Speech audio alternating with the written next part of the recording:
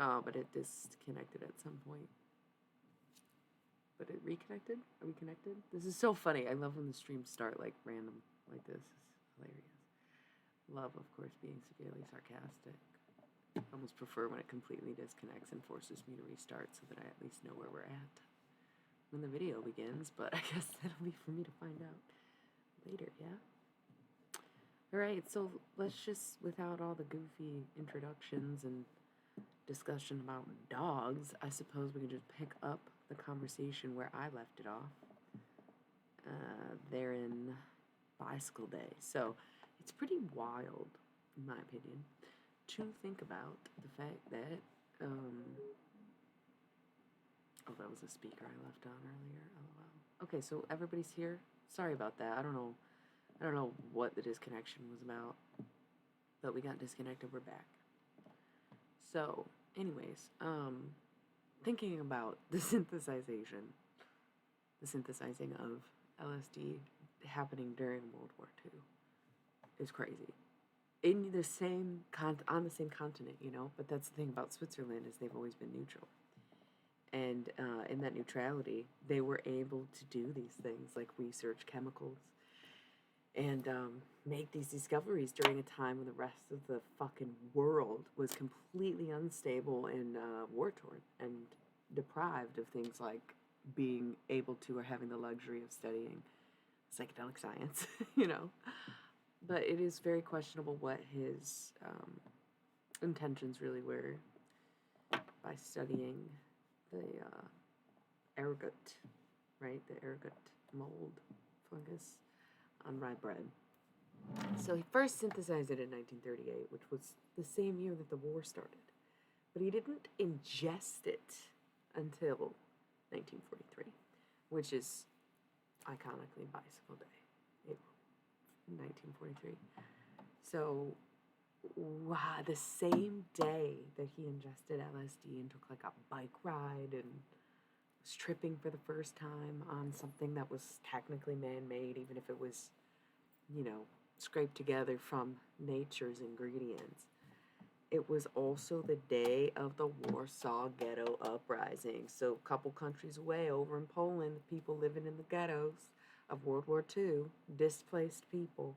I believe it was non-Jewish people that lived in the ghettos during the war, right? Because Jewish people were rounded up, taken to fucking camps, right? And everybody else who was just devastated or impacted by the war ended up in the ghettos, correct? I could be wrong. That's fine. I might be wrong. That's just what I generally remember about history. But on the same day that he took that bike ride, there was an uprising. And it just goes to show you that it's always been this way in love and war, right? Where sometimes we may sit here and feel guilty about the things that we do when we have this constant stream of bad news in our eye line, in our minds, in our feeds, in our conversations, right? Hyper aware of everything that happens. Whereas back then, it did take a lot. Obviously, it took longer to let news travel. You might be able to make a phone call by then, but during a war-torn world war, right? A war-torn countries, a war-torn world, right? It was probably a lot harder to stay connected to people outside of where you were at. So it's really very similar to what a lot of us deal with now. Being in countries like the US or probably Australia, I don't really know, seems that way, where there's like horrible things happening in the world, and it basically is World War III. There are so many people who are at war, so many countries involved in certain altercations. It very much feels like World War III already happening. But a lot of us are just living our lives, our day-to-day lives, going for bike rides, getting fucked up, you know, getting to stream, getting to discuss stuff that happened in history instead of being hyper-focused and fixated on surviving in the moment, right? But these things have always existed simultaneously, right? So just, you know, it's a very humbling thought to remember that on this day that we regard as a fucking holiday was the beginning of a huge faction of the revolution that ended World War II. And what do we choose to honor and remember? The drugs. Like what? Not the Warsaw Ghetto Uprising. No. Albert Hoffman living in fucking Switzerland, being neutral and getting to make fucking acid. That's what we talk about today. That's what I talk about today. I'll be perfectly candid with you because I'm not here to fucking lie to anybody, and my angel ring just slipped right off my finger. Listen, I didn't know that today was the day that the Ghetto Warsaw Uprisings happened. I wanted to know what day of the week April 19th, 1943 fell on, which was Monday, hence the title. And that's how Googling it is how I found out. Googling it is how I found out that the Warsaw Ghetto Uprisings happened on this day. Merry moment. Merry moment. So, that's just a really freaking crazy coincidence, isn't it? That one of the most exuberant things to ever happen to the lives of human beings was the same day that so many other human beings were willing to risk their lives for the cause. Yeah. Yeah. Well, I'm stuck on 419, y'all. We'll get to 420 later tonight. You know I'm streaming tonight. And that'll be the 420 episode. Break out the pussy weed shirt. I was trying to wear something trippy today, but it's like all my clothes are pretty trippy, and I just wanted to be warm because we had like a week of summer and now a week of rain, a week of winter.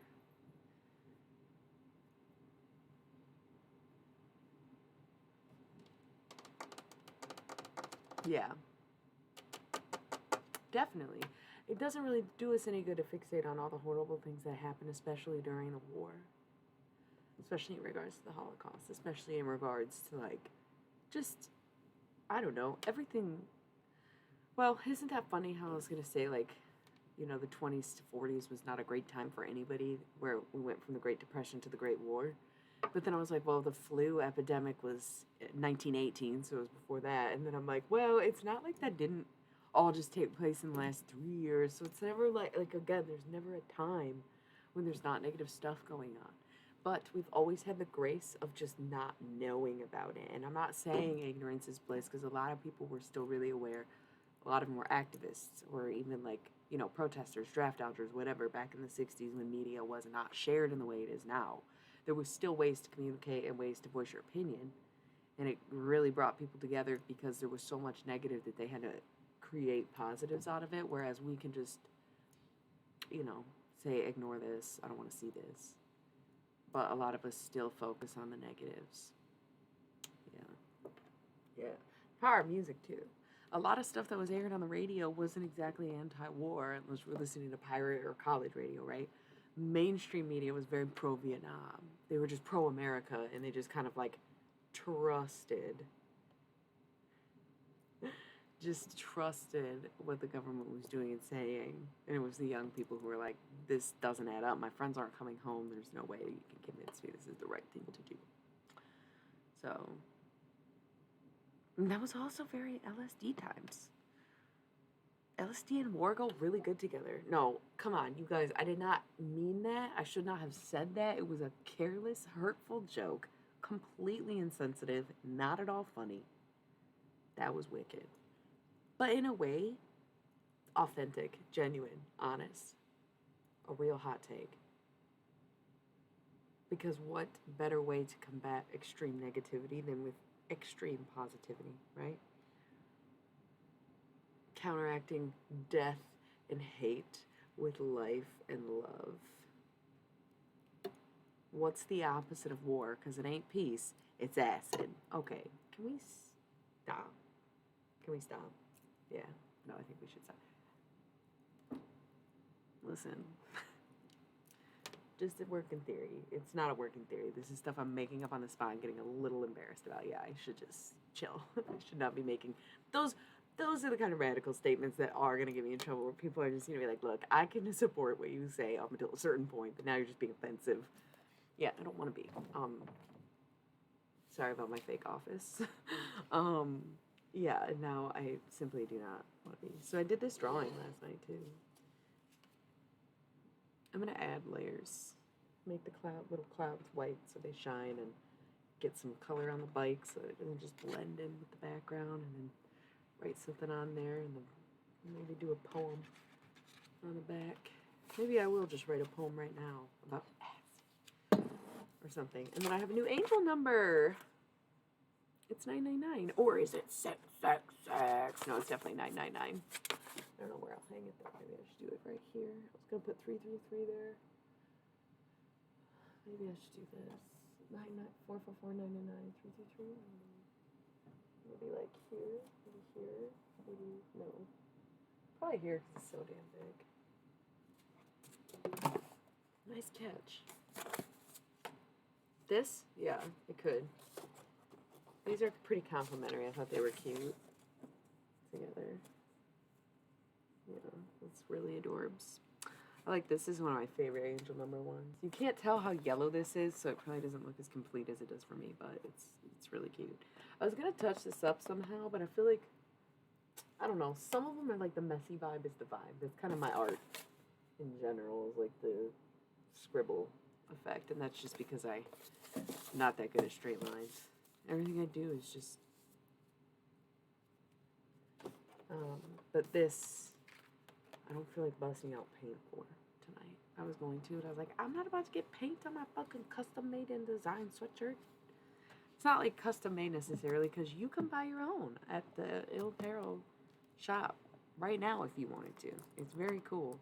And I know not everyone can pull off clothes like me, but you might find something that you can pull off if you look on my website, www.illyilly.com/shop. Don't worry, if you didn't catch that, I'm about to drop a link for you. Yeah. And if you want to book a reading, you can go to the Mystico tab, and if you want to find some other stuff, you can sign up and become a member. Listen to some music, and then tell me how bad it is and how you would make it so much better if you edited and produced it, but then you don't do it. You just think I should do it, even though I do all this other stuff anyways. Yeah. Can't wait for that conversation. Check it out. It'll be a lot of fun. Okay. So, I'm not actually in a sassy mood. I'm sorry that my jokes are less than funny tonight. I'm in a mood, but a good one, oddly enough. Which, if this is a good mood, yeah, it is very hard to imagine a bad one. I'm like half joking, half keeping it real.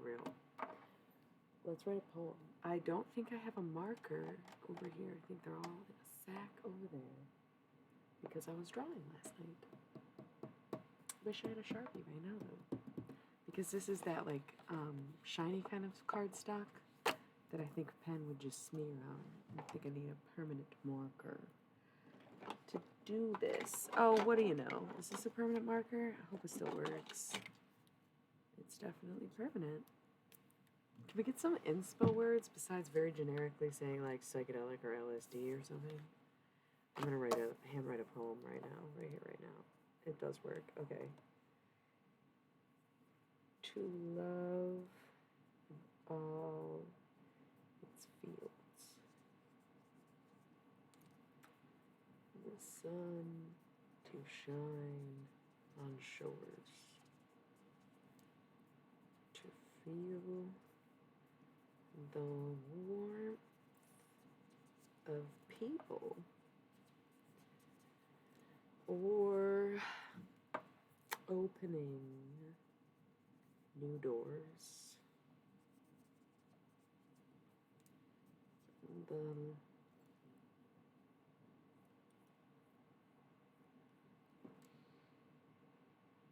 Damn, I wish I could fucking read that. I'm glad I said it out loud, but now I'm like trying to read it back to see if I can add something. And I'm like, what does it say? Okay, to love in all its... Fuck, what? Fiddles? No. Fields. To love in all its fields, the sun to shine on shores, to feel the warmth of people or opening new doors. The eyes that open wider than they never have before, and a hug from Mother Nature. A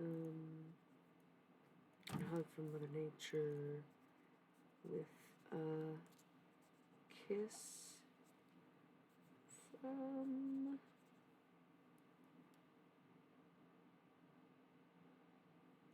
stars above. I don't think that part rhymes. Stars above.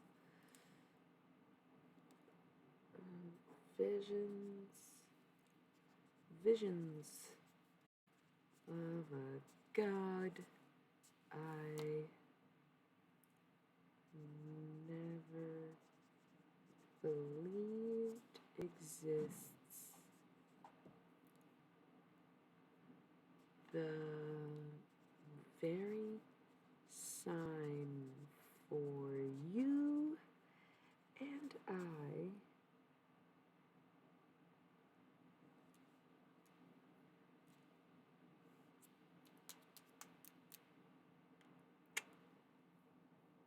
thank you. It's like way too late.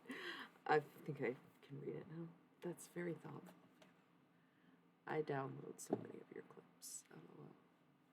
Thank you. It's okay. For you and I. The very sign for you and I.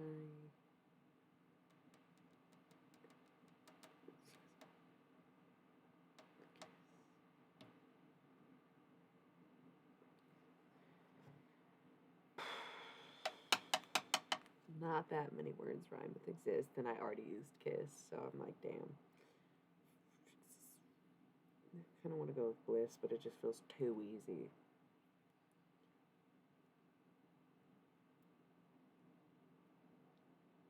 See, yeah, that's what I said. For you and I. I'm going to say for you and I in bliss.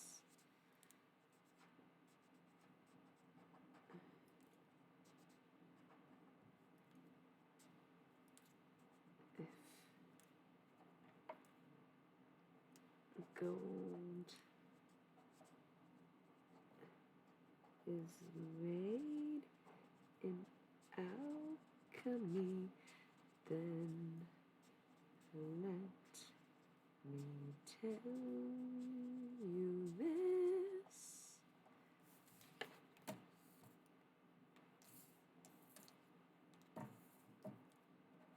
Oh, it's been since way back when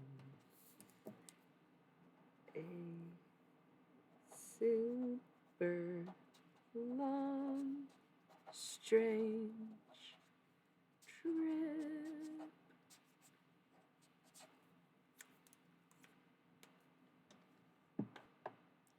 Sorry, what did I miss? I'm gonna read the poem back to y'all. I think you use. Oh wow, that's cool. Oh, and I don't have commands, so yeah, I probably would need to set that up, right? I've been asking people what the fuck how commands work, but I don't know. I just keep forgetting to look it up when I'm not on stream and I don't have it set up. Because I'd love to be able to be like list. I'll finish the poem, y'all. List, and then it just says there is no list or something. That'd be great, right? Okay, ready to hear the poem I just wrote? To love in all its fields, the sun to shine on shores, to feel the warmth of people or the opening of opening new doors, the eyes that open wider than they ever have before, and a hug from Mother Nature with a kiss from stars above. Visions of a God I never believed exists, the very sign for you and I, and bliss. That sucks. The very sign for you and I, and our wholesome bliss. If gold is made in alchemy, then let me tell you this.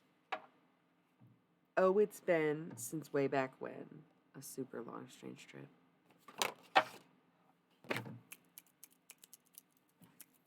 I liked it. I don't care. It wasn't a very good marker, to be honest with you.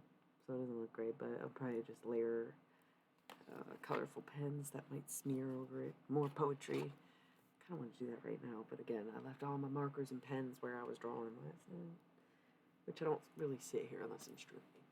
Sometimes I do, but if I do use this space to do anything but streaming, I inevitably just am like, fuck it, I'm just gonna stream. I'm all set up, I might as well. It's like so annoying. So I don't even use my office for half the shit that I need to use my office for, you know? So goofy. I'll do it tomorrow. I'm gonna do an art stream tomorrow night, I think. Not the whole time necessarily, but... Oh, 222.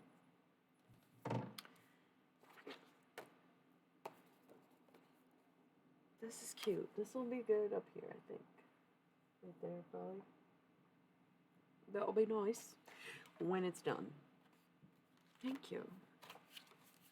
Yeah, I know. It's just like what I do, you know? It's crazy, but it's true. Yo, George Clinton has a Funko Pop coming out, and now I'm just mad. Now I'm like, damn it, I should have never caved to John Waters. Because now there's going to be so many people who are like, yeah, it's cool, right? And I'll be like, it's not. And then buy it anyway. Because, like, who wouldn't want a George Clinton fucking Funko Pop? That's adorable. I mean, come on. Anyways. How we doing?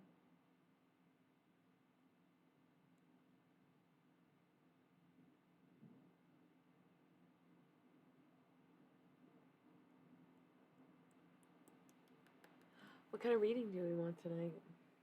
What feels like the most trippy? Probably the mandalas. I think I left those in my backpack, dog. I'm gonna have to just roll ads. It's only, like, I only have 30 minutes until the next ad break. Oh, why are you sleeping? You're not yet, but you're like already thinking about it. I'm already being like, don't. I'm not even gonna be up that long. I can't stay up all night. I gotta wake up and go tomorrow. Today. 420, it's a big day. Yeah. Yeah, I feel that. I don't actually. I love my job, and it never feels hellish in any way, really. So, yeah.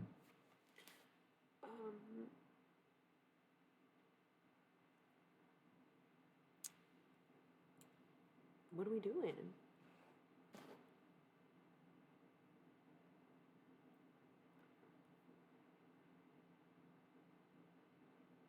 Also,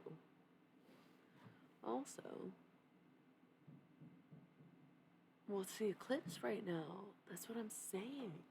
This was so many things. It is also that.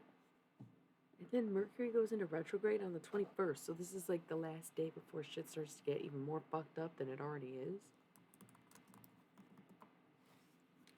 So there's a lot going on.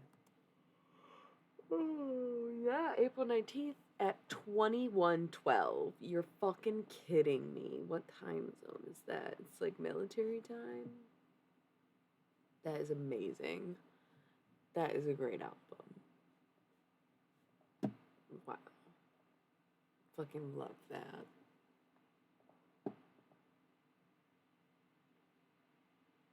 Who's that?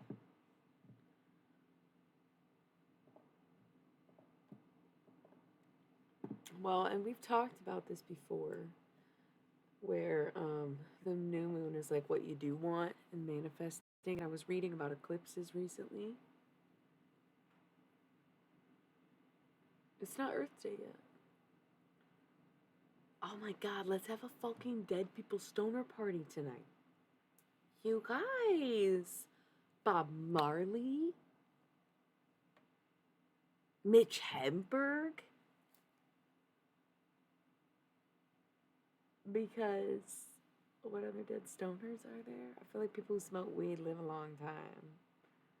Willie Nelson's still kicking, you know, and not the bucket, you know? You know? Is he a Taurus or just his son? Roll me up and smoke me when I die. And if anyone don't like it, just look. Yeah, he is a Taurus. Why do I always forget about Willie Nelson being on the squad? That's amazing. Of course, like the guy whose life is weed is like a fucking Taurus. Like that is Taurus season. Um. Okay. Billy Joel is not dead. What? Billy Joel is not dead. What are you talking about? Billy Joel didn't die. You're kidding. Hold on. You're kidding right now. What are you talking about, Billy Joel? He's not dead, dude. What is wrong with you? He's only 5'5". Oh, he's a Taurus. Is that what you were saying? Or a stoner? Because I'm shook that he's a Taurus. That's crazy. I like didn't know. I love that.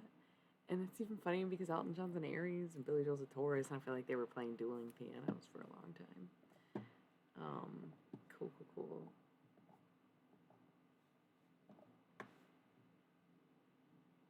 I don't like doing that. Do not get that that's like my whole issue. Is like people who won't leave me the fuck alone that are still alive, where it's like, nah, you could literally just come talk to me. You don't have to, I don't have to channel you. I can just know you, or you do know me, and you're being a bitch or a baby by not confronting me and like getting it out of the way or whatever you want to fucking be channeled alive. Yeah, fucking right. Go home. Call me on the real phone. Call me on Shaniqua's phone. You know? Because I've been A1 since day one. Okay, relax. What is this? I clicked this. I don't know what any of what you're talking about is. If y'all are just tuning in, I didn't even get to tarot cards yet. So just relax. The Paradox of Solomon. What is this? The Paradox.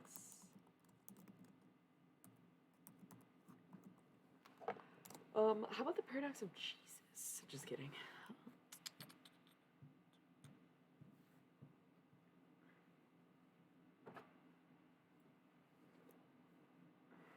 What? I'm confused.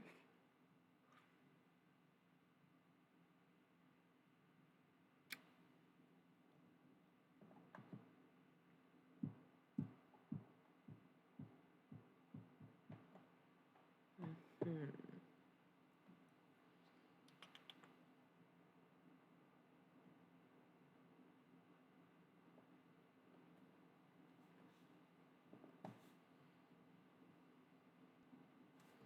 I was just reading.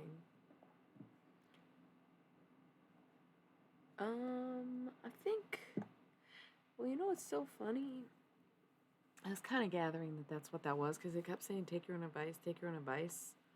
But I admit, I don't typically give advice that I haven't tried or taken or found useful, successful myself, right? But that doesn't mean I necessarily get the results I want. And so it's like, am I giving bad advice if it doesn't work for me, but it works for other people? Am I not taking the advice? You know? Or, I don't know. That's something that's been on my mind a lot lately where it's like, I know I get hella negative. And it's like, is that fucking me up? Is it stopping me from growing into what I need to be or becoming up the full version, full healed version of myself? Is because I go through these bouts and pitfalls of the dark, dysphoric moments that just completely undo all of the work and progress that I do every single month. That blows, quite honestly. Blows, but what are you gonna do? Well, I'm gonna do whatever the fuck it takes to stop going through it, is what I'm gonna do. What are you gonna do?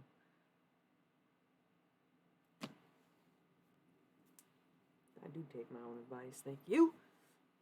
Just don't always work for me as good as it works for other people sometimes. Anyway, who wants to?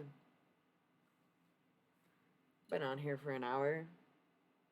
Haven't yet. Feels like if I want to do tarot, I gotta get in the zone. The dead zone.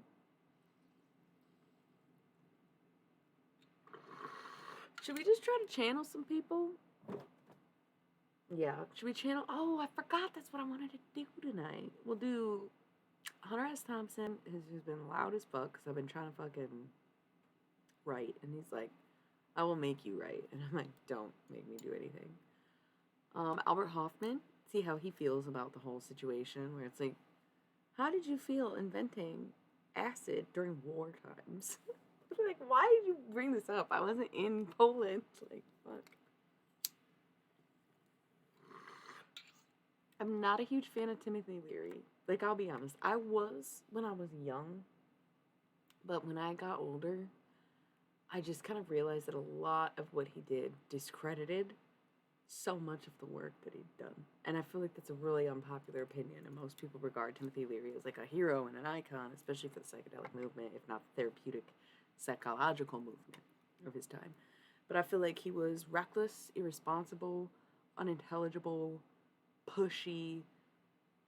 God, I don't want to say manipulative, but he definitely enjoyed the power.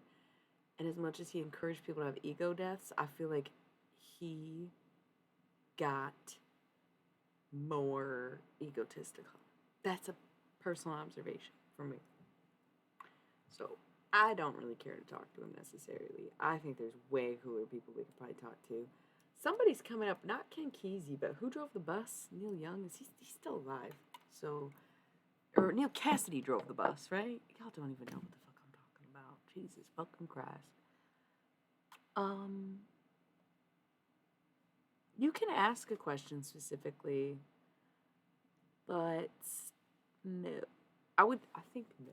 I think I don't feel it any stronger for any particular birthday because I think it depends on the person.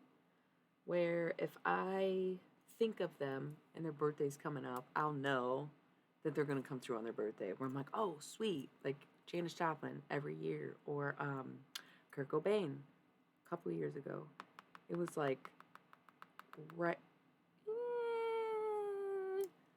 God has revealed himself to me. That does not necessarily mean that I can summon God. Right? And I think God is so complex and vague that you'd have to really narrow down your vision of God in order for me to be able to channel or envision it, right? So, God, I've only seen God once.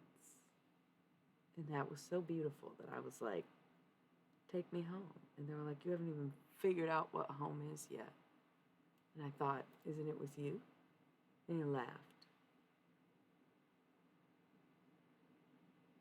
Yeah. Yeah. Like, yeah. Cold War doing. Wait, I missed one message here. It got scrapped. Oh, yeah. For sure. Well, yeah, MK Ultra.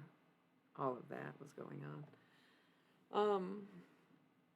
So, gosh, we're having a lot of conversations, huh? So, yeah, tonight, is it Neil Cassidy or Neil Young? Who drove the fucking bus?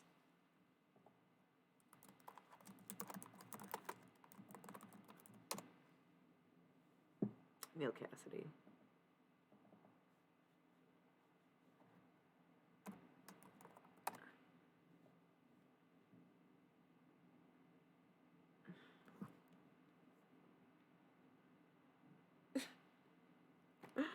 Oh my god, I bet it was a great time. Not a cell phone in sight. That's so funny. Oh my god, he completed his life cycle. I don't even know if we'll be able to talk to this fool. He died in Mexico. He was born and died during Aquarius season. I literally love him so much. Yeah, we're talking to Neil Cassidy tonight. God damn. Oh my god, I've never read anything by him. I literally do not know who he is. I only know that he drove the bus. He was only 41 years old when he died and had 5 fucking kids. That's wild. But he completed his life cycle. He literally did exactly what he needed to do. Oh my god. I love him so much. What? Like, what?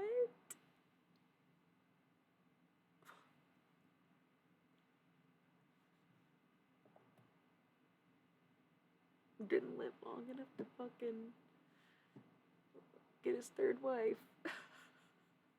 Was married to a tourist, though. Who's from Lansing, Michigan? And was born in 1923? We're talking to her, obviously. That's, yeah. And she died September 2013. Oh, yeah. We're going to talk to Carolyn. Neil and Carolyn Cassidy. They were divorced before he died, though, so hopefully that's cool with them. She lived to be 90. He lived to be 41. Not like anything's fair, but okay. And then I'm sorry, I wasn't looking at the chat this whole time. And I came back and was like, okay.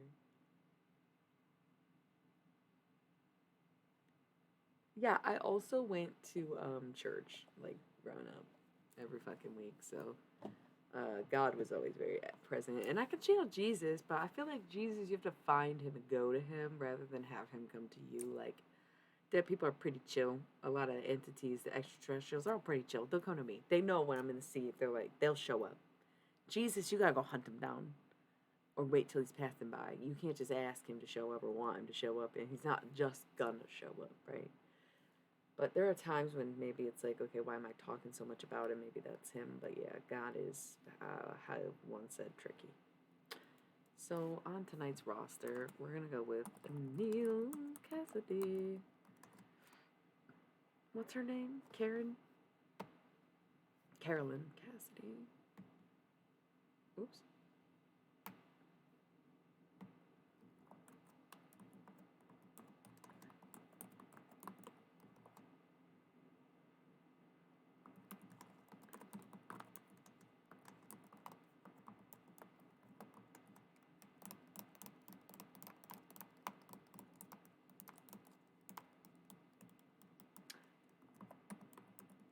There's someone that just popped in my head. I don't know if I can fit all these in tonight unless they're just like 10-minute boom, boom, boom, boom, boom, boom, boom, boom, boom. Someone just popped in my head and disappeared real fucking quick. Real fucking quick. And my mind went straight to Owlsley Stanley. And I'm wondering if he presented himself with his birth name, Augustus. No, I don't know what that was about. He was Capricorn. He was the same birthday as Janice.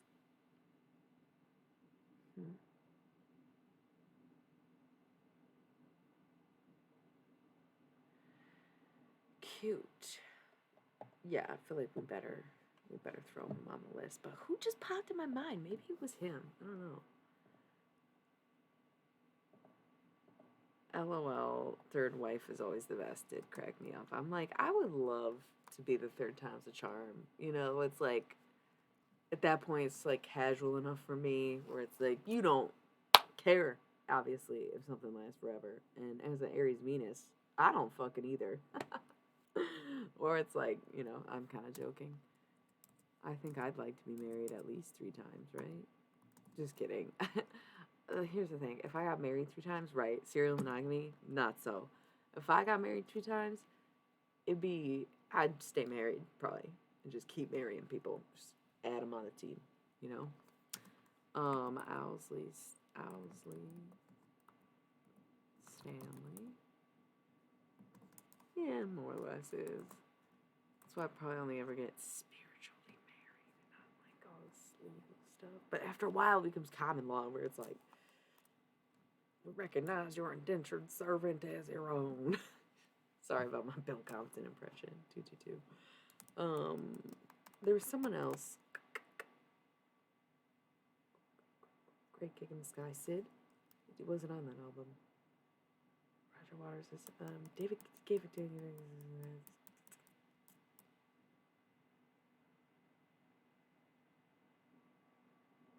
I want to talk to Sid. Sid doesn't want to talk. I probably need to end the list here. Who starts with an L? Timothy fucking Leary. I don't want to talk to him. Alan Watts. Who's the other guy I was just thinking of? Don't really fuck with Terrence McKenna either. Someone's on the tip of my mind. I guess if we think of them, we'll just do it, right? Oh my god. Oh, they're gonna drive me nuts. They're like making fun of me for not knowing. And it's like, just, I didn't think we were gonna talk to Ken Kesey. No, or Tom Wolfe.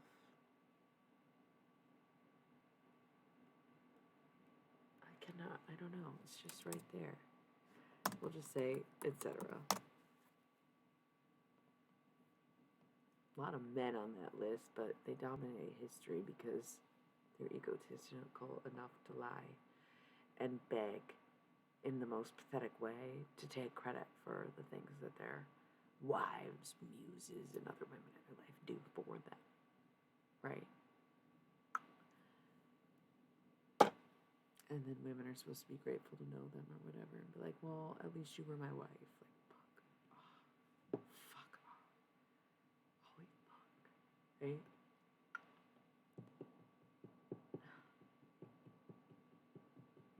There was a tripper. I think it might be maybe it's someone I don't know. And that's why I'm having such a hard time connecting to them because it's a very obvious energy. It's like a kid, but not like a child, but like a kid, like 20 something he died. Maybe Jack Kerouac, but he wasn't that young. What about a gnome?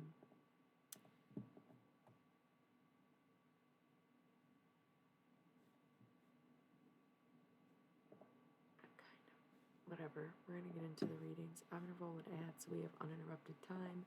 And I'm going to bust through this list, and maybe it'll just be a group combo like we did last time. I had a couple of them on here.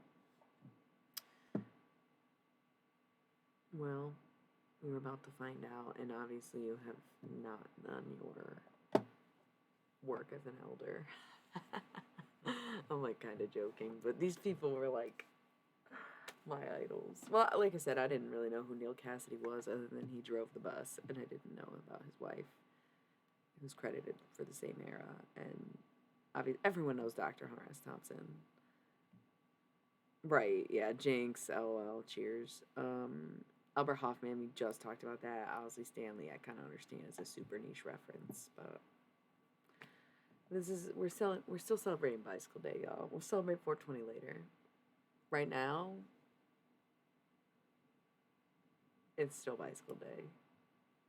So, let's take this time to roll 3 minutes, reconvene, get all of this list done in an hour, and maybe we'll have a surprise guest at the end. Because someone's evading me. I can't figure out who it is. It might just be Timothy Leary. I don't know. Feels like you can't keep him off. No, every time I think that, it's like someone adjacent. And we just did Ram Dass the other night, so I don't think it's Ram Dass. There's someone that I'm forgetting, and they're like, come on, think of it. It's almost like they forgot their own name, and everyone's trying to help them remember. It's like really weird. I don't know. Anyway, I'll be right back. 3 minutes, and we'll convene for all this.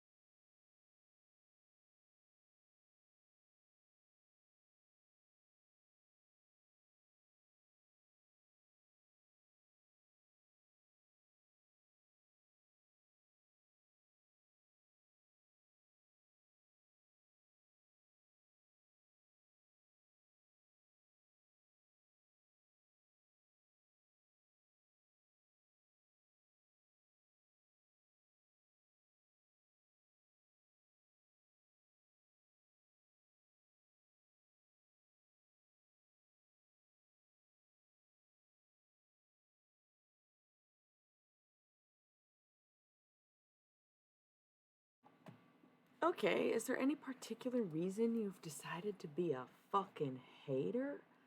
I think most people would prefer to be forgotten. Okay, then forget them. Nobody's asking you to hold on or remember or channel anybody. The fuck are you talking about? I want to say shut up so bad, but I'm trying to be a better person. It's not like a nice thing to say. But man, that isn't either.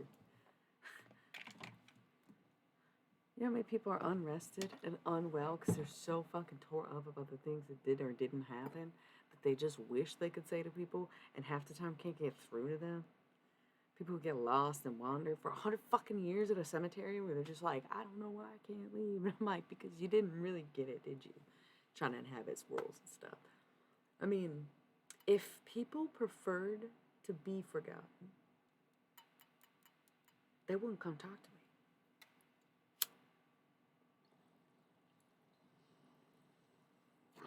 They wouldn't have done anything to imprint themselves upon the eternal memory or be a part of collective education and therefore collective consciousness. 111. And while it may be a fallacy that I speak to the dead, I think it's a fallacy 111 that they wouldn't want it. I don't know. It's really a difference of opinion, really. Whatever, but that song. Anyway, can't we all just get along? Yeah, I think we can. Let's go. Halloween Oracle. I got a little tickle in my nose. Is somebody crying a little? I know I made a list, but I'm gonna just do this organic and just let whoever shows up show up.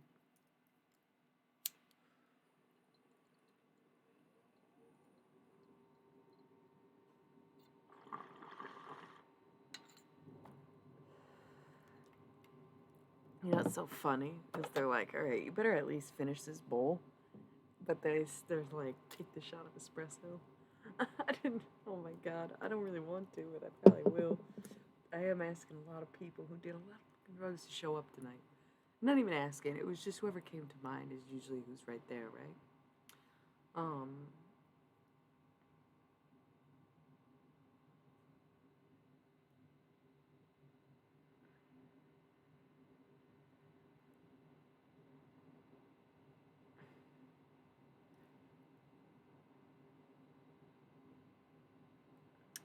Too many things in my mind. See, it's working. Okay.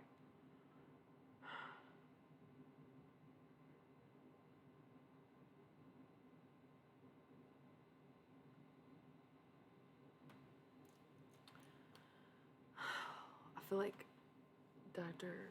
Hunter S. Thompson, which it's so funny. Who gets their full name and title every single time someone says their name? I feel like he's almost one. Like not everybody does it, but he's one of those people.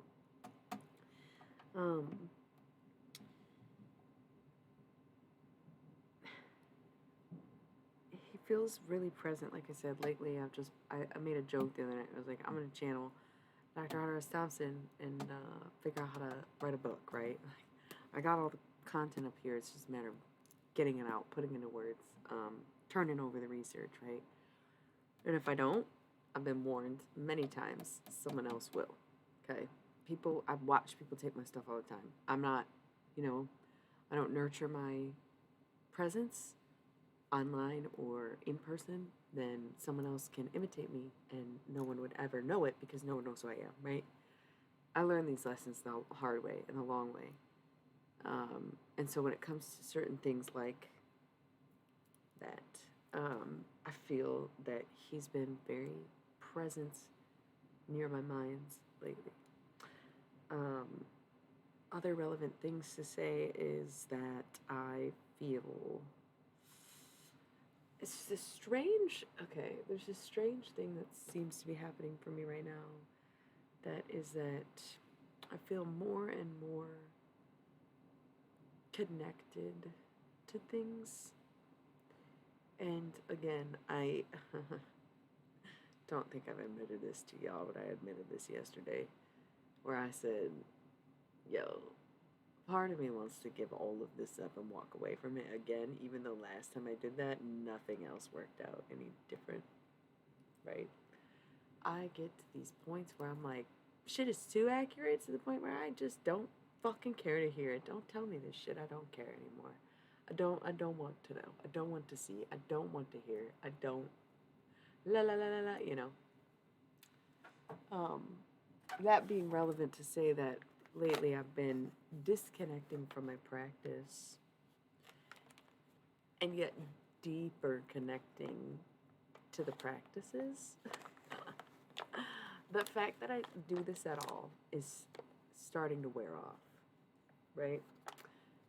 It's sometimes exciting, cool, fun, on my path, borderline righteous, um, possibly egotistic. But lately, again, my results better for everyone else, even if we're going by the same advice, right? And I'm like, what have I done? What am I missing? What do I need to fucking make up for, repent for? The my name is Earl mindset. But oddly enough, this has not even slightly deterred the connection that I feel, whether it be to the sky, the earth, the people, the deceased, the others. And I've noticed that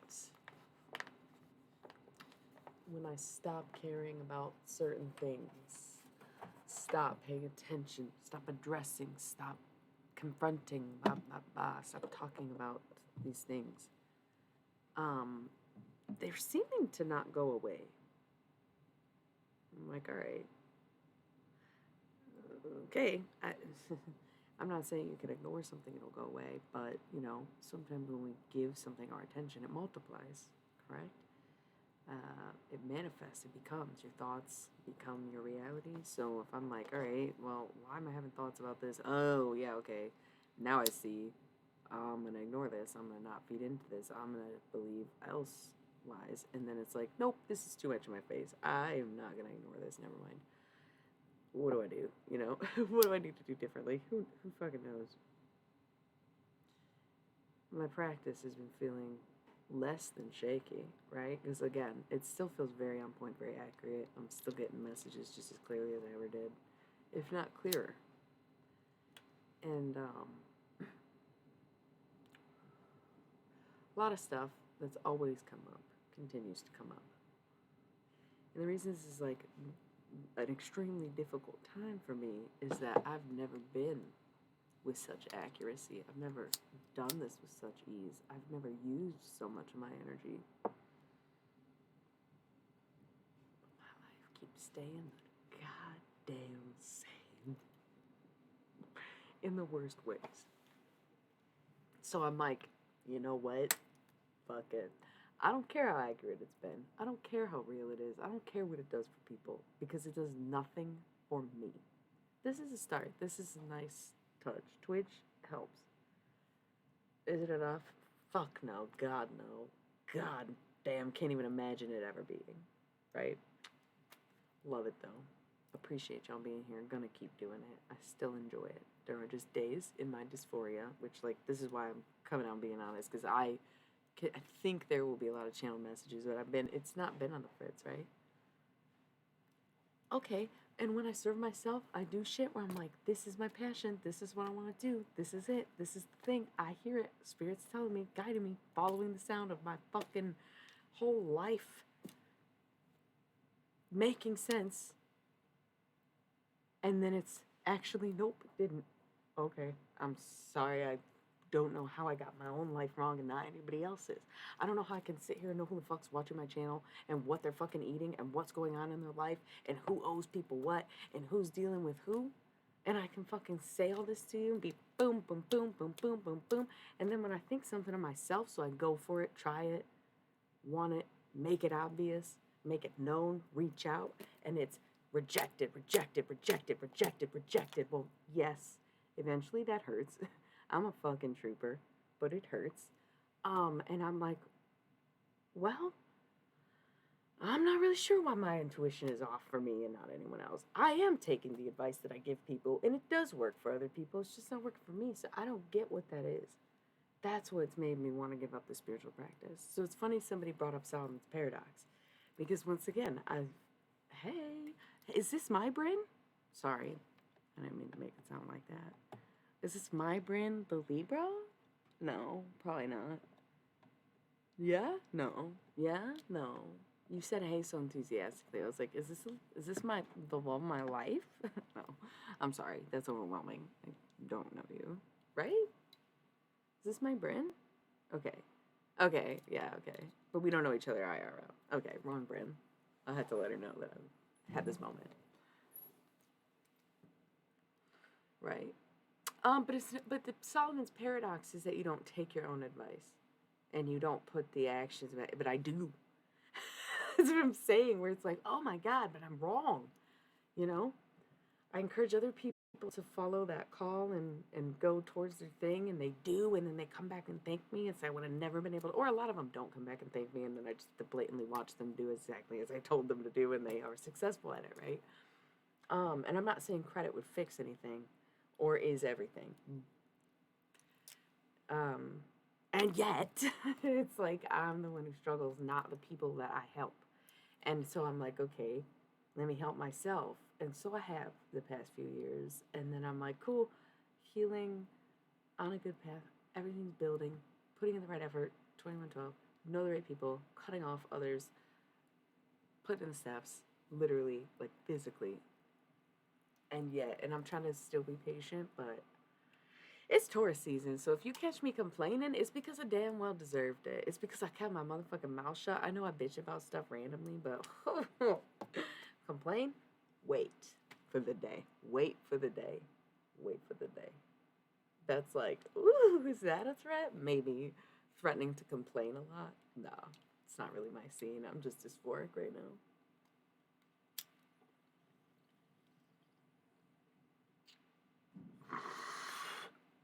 So anyway, I'm about to do some channeled oracle messages. This was my little PSA. I don't fucking like this shit. But the thing is, here's the thing.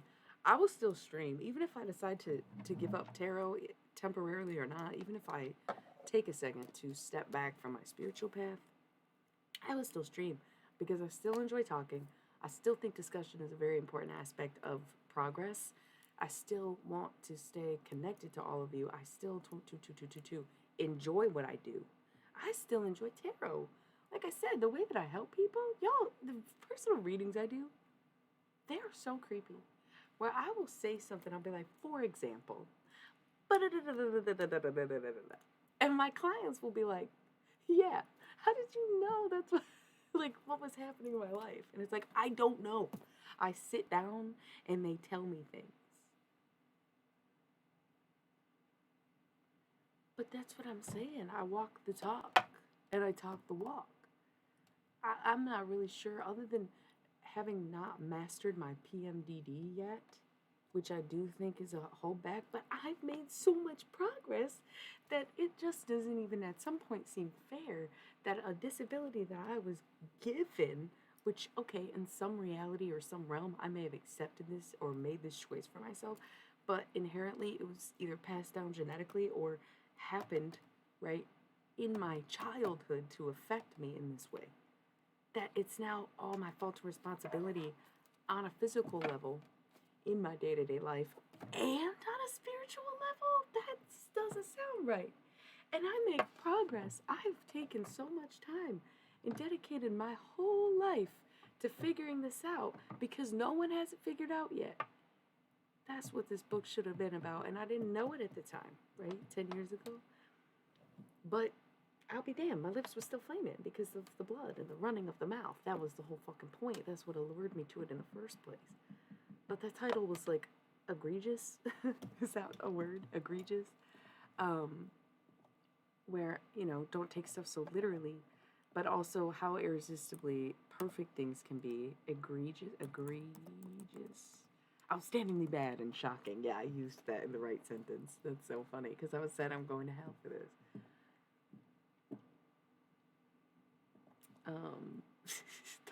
I know, I don't want to think about it anymore. And I just like, there's nothing I can do that makes me unthink. I can't keep doing this and not think about it. And for a long time, I could do this and avoid this, my own insight or my own readings, my own life, my own connection to spirituality, where they're like, Yeah, obviously.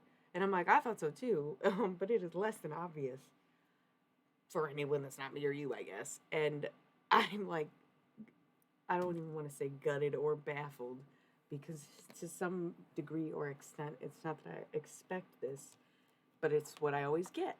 And so, even though I will still somehow, after 30 straight years of nothing but disappointments, because I inevitably, even if something is going well, it gets sabotaged during the premenstrual part of my fucking cycle, where it's like I will physically destroy the things that I'm working on.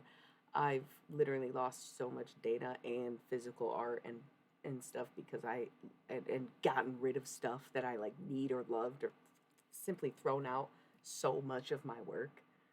So much of my work.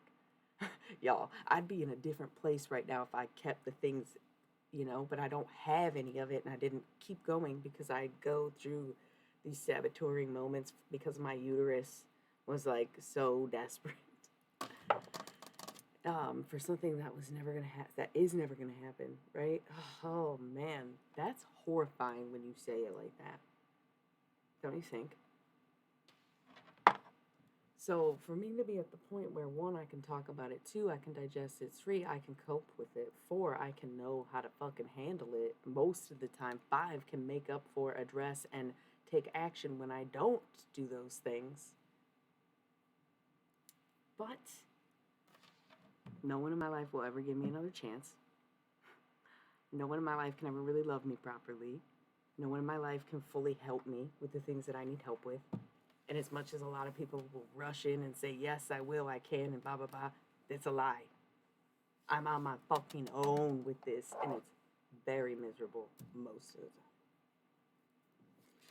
time. Okay? So, as much as I love this shit, I can't handle seeing the things that I already missed over and over and over again every time I sit in front of this fucking screen reminding me what I'm supposed to be doing. And oh God, I know it's my own fault.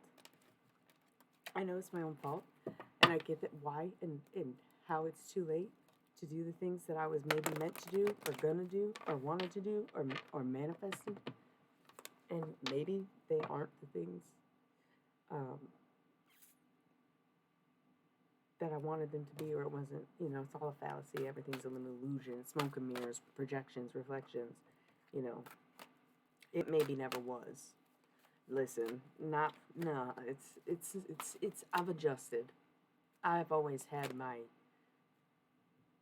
well, if I'm wrong, plans. And I already have a lot in the works. And there's a lot of things that are moving forward, working out, and going my way. It's just that every single day am forced to see that it was very beautifully orchestrated over so thousands of years. Beautiful. I cannot unsee the things I've been shown because we are timeless creatures. I almost agree, but it's very hard for me because I have been saying these things, doing these things, working on these things, progressing these things, processing these things, sharing these things for a fucking long time, right? The world was not ready. The world was not having it. The world did not like me. Still doesn't, is what I'm saying. Still doesn't. Even the people who do like me, there are times where I'm insufferable and there's nothing anybody of us can do about it. And there is to some extent where it's like I get super stoned.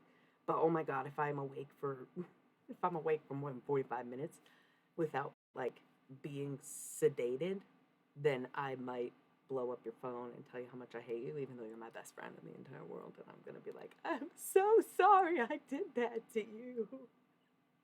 It's literally so annoying. So there's a handful of people in my life who know this about me. And even before we all knew it was PMDD, there's a handful of people who just like kind of held space. Like, it's so crazy to think about. Shout out to the Colorado peeps because they are some of the ones that come to mind first. The people that I met when I lived in Denver. Or, well, okay, so my best friend I didn't meet in Denver, but we lived together, and she was great at helping me cope with these things where I'm downright terrifying.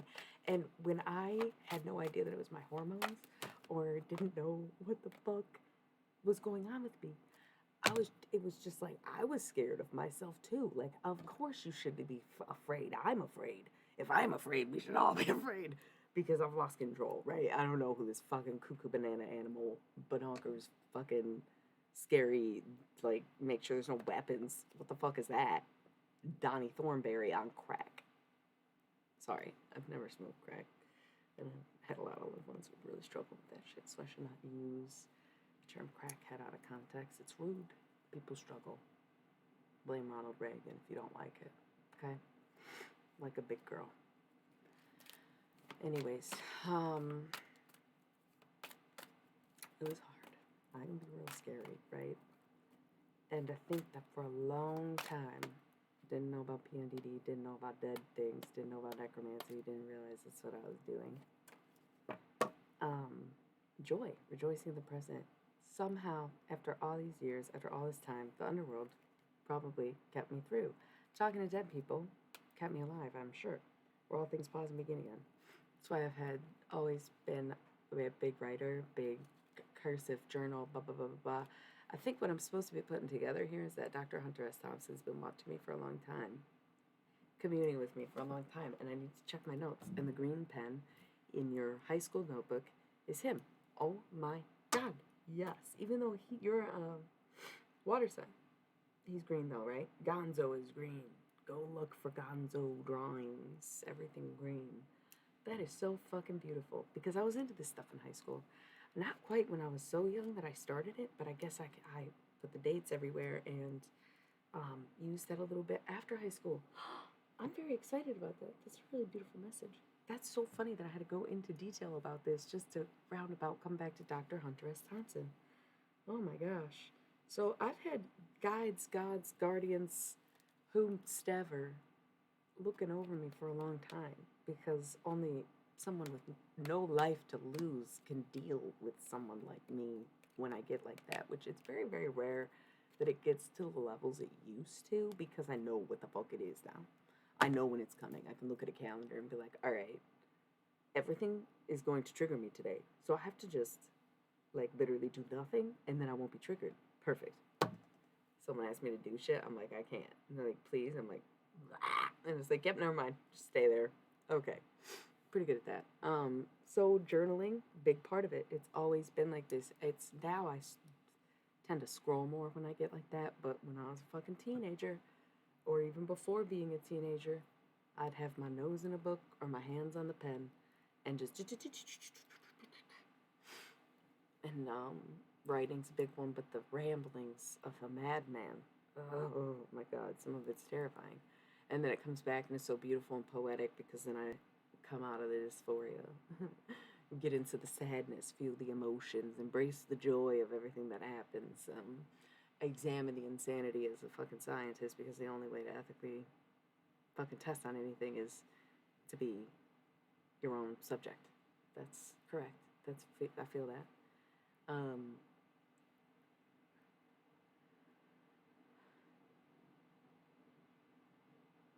I'm not lawfully good. I'm morally good. I'm chaotic. You know, I'm definitely more chaos. Because even in my good self, I still am like, switch it up. Who cares if you're unhinged? You know how many times I've been unhinged and people still think I'm chill and cool and love me anyways and give me a chance and listen to what I say and find it to be wise? You know, that's wild. It's been a wild ride. But I did it because some people would just, you know, chaotic moral, right? Somebody had just, I saw something, I don't remember where the conversation was, probably Reddit, but somebody suggested that we need more than just a 9 square, you know, the 3x3 for alignments. And I was like, man, you do not need any more than that. Like, stop.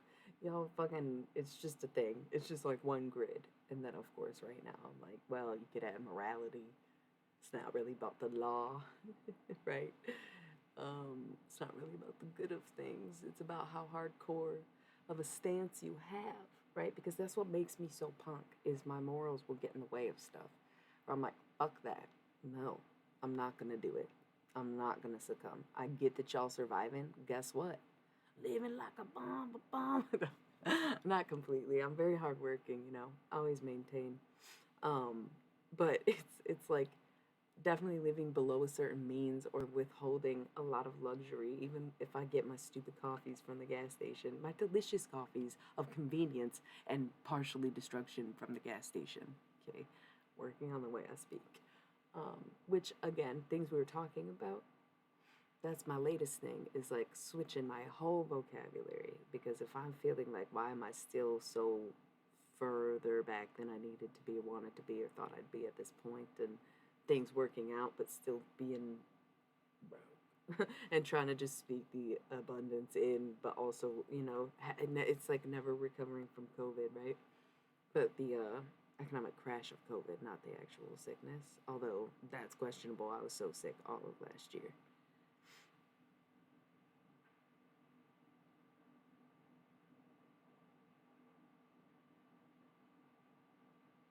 What is the Trinity theme? Do you mean like Trinity, like the Holy Trinity, or like the Matrix Trinity, or what do we mean? Is it a game?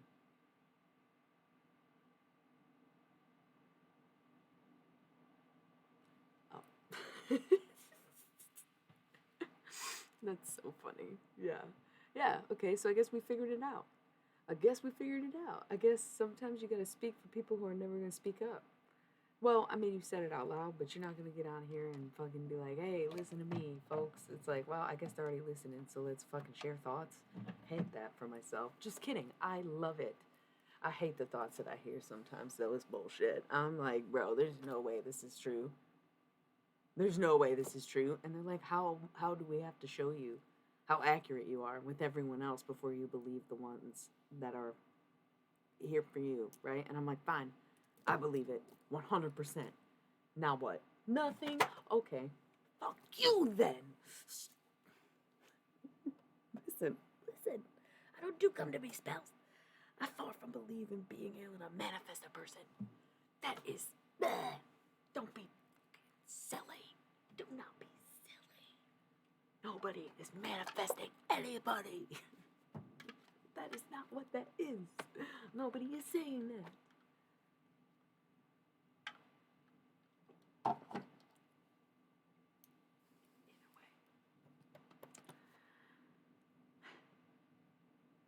Yeah, yeah, yeah, yeah. Sorry for shouting. People literally left. Let's get to the readings. They wanted me to talk about this. If we're doing fucking channel messages, I'm talking to my dead ego. No, I'm kind of joking, but also, am I? Yeah.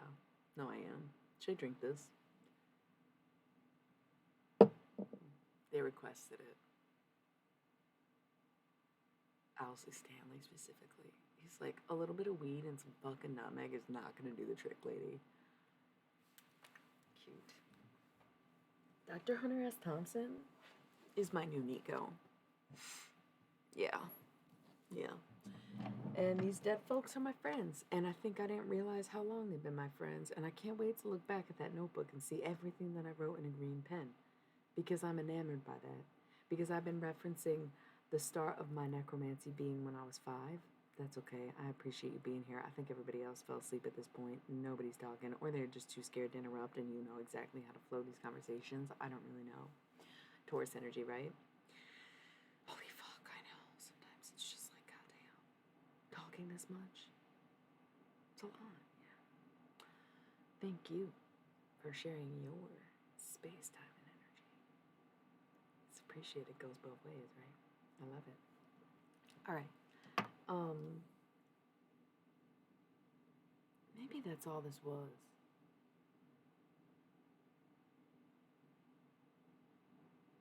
No. We'll keep going. We'll keep going. It doesn't matter if anybody's going to talk to me or not. Nobody ever fucking does. No, I'm kidding. That's such a lie. It's very much exaggerated. I'm very much trying to shake it from my vocabulary to speak that way, right? Um, that's what I was just saying about saying silly instead of stupid and stuff like that, because that's the most negative self talk is the most casual. right? It's not that I sit here and constantly say I suck at everything and blah blah blah. I'm like, fucking dumb, fucking stupid, and I think it's funny because I'll have a moment where I'm like, that was unintelligent, that was whatever, but it's still not very nice and very very evil. Histories and origins of these words that we fucking speak over ourselves and each other. So it's like, damn, that's the next and last thing to go. Yeah, I've been since the Aries season started, I'm implementing a lot of new words into my vocabulary. Like nice words. Yeah, that's great. That's great. Keep it simple, silly. Let me give you a little kiss. Keep it simple, silly. Welcome, real silly early hours. We're having a bicycle day party, even though we get it. It's 420. Stoners can wait. If we were like tripping together, we'd be up all motherfucking night, and you know it. So we're still celebrating. We got Owlsley Stanley and Dr. Hunter S. Thompson in the room so far, and we were like, I kind of see Carolyn Cassidy and Neil Cassidy. I feel like they hadn't been in a room in a long time when they were alive because they were divorced, and it like, as much as it was amicable, it wasn't. I think Carolyn knew Neil was gonna die. Yeah. And Neil knew he had a third wife, right? But Carolyn was like, you're not even gonna find her. Like in her mind, she was like, you're not even gonna find her, you know? Because he completed his life cycle so quickly, even being an Aquarius, being tapped in, being karmically even, you know? A lot of fixed signs complete their life cycle. And what I mean by that, if you don't know or haven't heard this before, is that when you are born and die in the same zodiac season, you complete your life cycle, right? And so the only people I can think of off the top of my head is Neil Cassidy, which I just found out tonight, he was an Aquarius, H.H. Holmes, who was a Taurus, and Jerry Garcia, who was a Leo. And those are all three fixed signs. So I find it very interesting that fixed signs seem to complete their life cycles in that way, where they like born and died the same. And it's not like they're the only ones, and I've seen other examples, but I can't think of any right now. I can only think of fixed signs for some reason. So I feel like there's some kind of, there's something to say about that, right? Or maybe not. Who am I to judge? I just think that's really interesting. I'm getting this weird someone else wants to come out. Dr. Hunter S. Thompson wants to get a little wild on here. He thinks I should have kept talking. He thinks I should have ran my motherfucking mouth. He thinks I should expose it all right now. Because at the end of the day, his integrity was always in journalism and partially even in politics. Because that's who he was as a person. So just imagine I'm yelling, right? This is Gonzo guy, the bucket hat, the cigarette, okay, photo shirt. Just imagine it. Imagine it. Very defensive about me because he's been watching me since I was like 15. I probably didn't know who he was until I was at least 17, maybe 16, but that'd be gracious. Probably the first time I heard his name, I was 15 or something. He'd been watching me since I was 15. And I don't think that means a creepy way, because if you're dead, it's not like you're about to do anything. You know, it wasn't like he was a pervert. He like saw my writing. I think he was looking over my shoulder, saw my writing. I think when you live universally, not to say that's so funny. Who's this accent? Who's this? Who is this? What is that accent? This is probably the person I couldn't think of their name. So when you live universally and you grow up knowing like who you are, what you're gonna do, what you've already done, and you kind of like live in life and death at the same time, and then you go on and you are somewhere else. If you're already dead and you lived your life, then you already know what the lives of everybody else is going to be, or already was, essentially, because you get to watch it, but you get a cheat code. Once you're over there, you know you can, it's not that you can really manipulate time, but you can see all of it, you can check the whole records, and so they know, like, who is who. and what they do. And so if it's something like that, where the person is saying, the person saying, I've been watching you, it's because he knew who she was, obviously, before she knew who she was, because he's dead, right? And he was dead the whole time. And that's like how this works to some extent, is that you're able to access the entire timeline from the other side. And so you can watch it play out, but you can't manipulate it, and you can't go back and change it, and you can't choose to reincarnate once you look at it. Once you've seen it, you don't get to change it.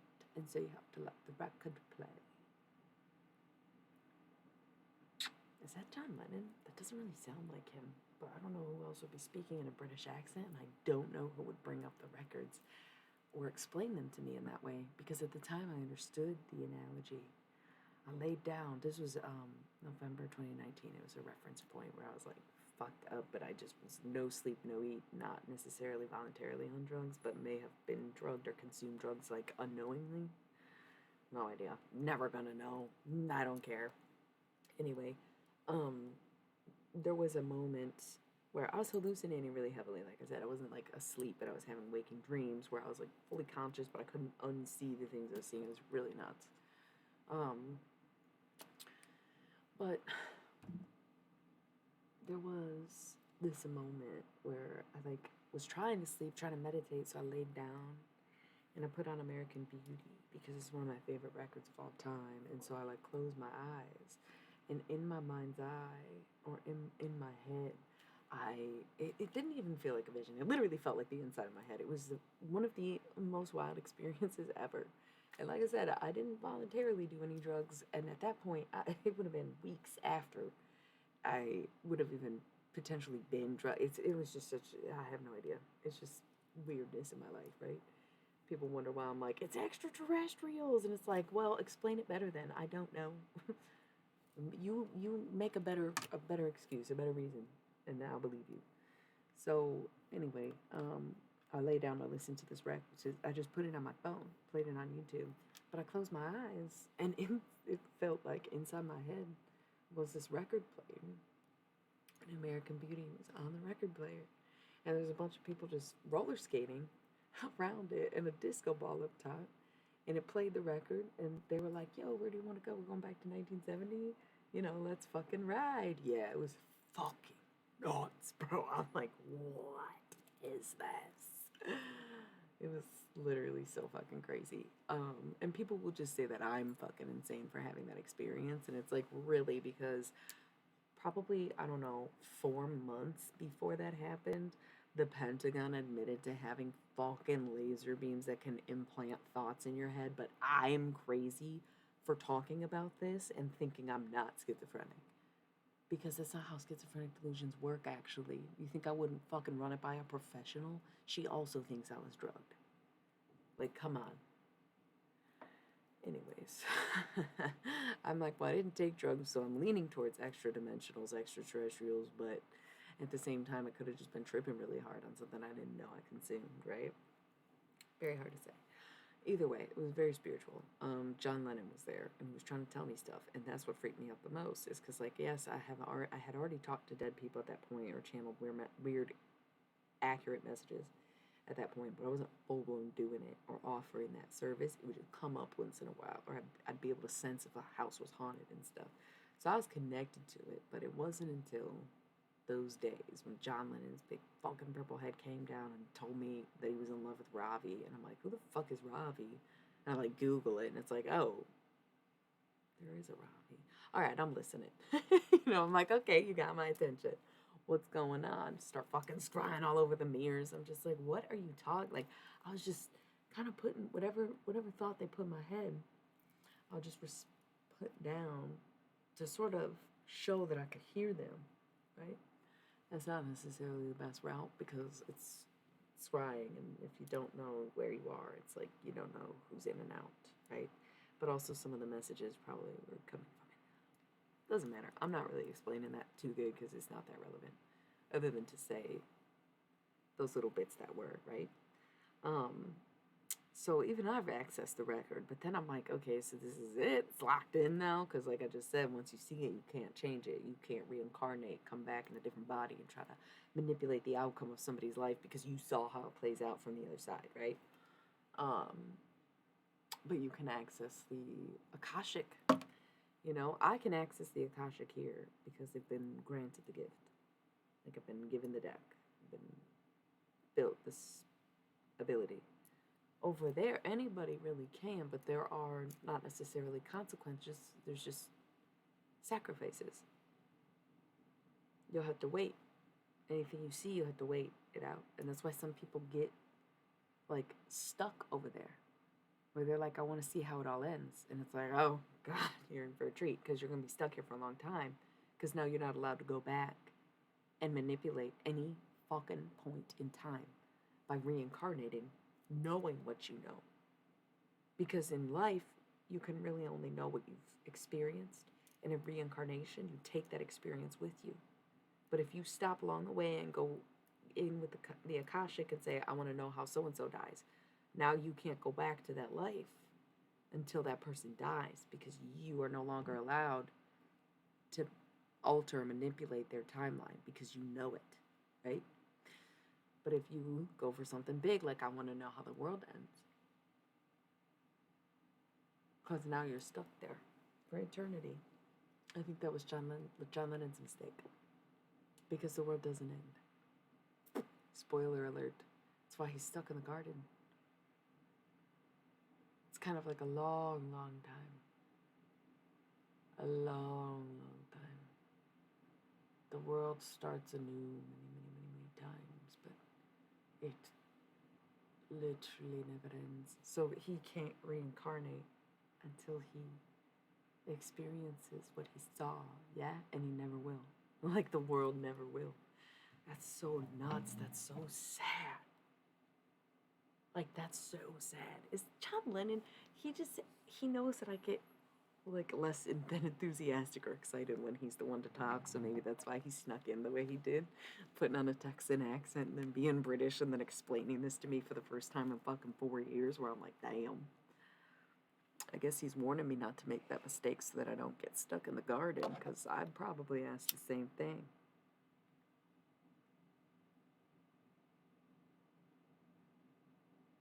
There are many, many loopholes in a time loop, that's for sure. Hell yeah. Fuck yeah, do it.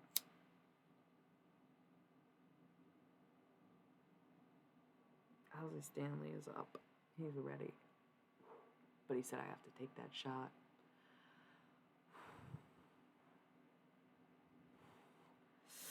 It's gonna wreck me, bro. It's gonna fucking wreck me.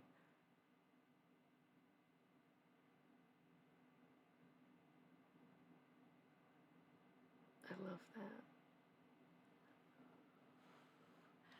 Been to hell and back a few times, huh? We've all been to the hood and back. Lindsay Lohan, 2018. When was that?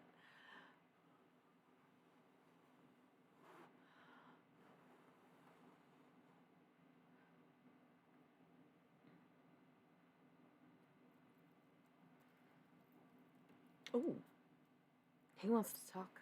He wants to talk. That's very cool. I gotta do it. I was gonna roll the ad, but let's just make this under 16 minutes. He said, oh my God, he is killing me right now. He's like, if you can't down this right now and hold it, not fucking vomit, then I ain't gonna come talking. And man, I do not really do shots. I do not have chaser besides water. And he's like, this is all you got. So you gotta do it. Sorry. I don't have any. I have to take this shot so Owsley Stanley will talk to us. Hi. Who are you? Why'd you get all tinkly when I said that? So funny. When's your birthday again? It's super based.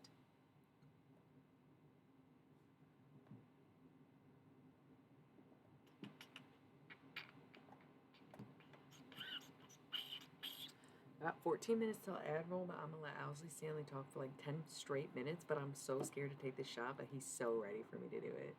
This is gonna be fucking crazy. He's like, do you even understand and comprehend the drugs that I have done? And I'm like, yes, but I am not you. And he's like, well, if you want to talk to me, he seems really cuckoo bananas. I'm picturing him with like this crazy hair, like Einstein looking hair, and I read all about him, but I cannot picture what he looks like right now. He's like always wearing a hat, but yeah, he's got some fucking crazy hair. So he get in these moods where he was just like, can't believe he was a fucking Capricorn, my dude. A Capricorn? That is so fucking hilarious. So hilarious to me. Um, he really would get himself into some situation. He would get other people into situations. That was his whole thing. He was like kind of a pusher, you know? He was kind of because he created these things, because he was so engulfed in them, he felt like he had this calling from God to be doing this. Like, he knew as a boy he would become a chemist, but he kind of and it's the same thing. He gradually learned over time who he would become. And because he was a man, he had a lot more of an ego about these things. And because of that ego, he was very against depression and emotions and anything, real, but still wanted things to be deep and wanted to feel the heavy hitting, without the sappiness of it all. I guess, do I still have to take the shot? Yeah, he says, yeah, I do. God damn it. I can do this, you guys. I'm scared, but I can do it. He's like, you're scared of taking a fucking 99 espresso shot. I cannot. Okay.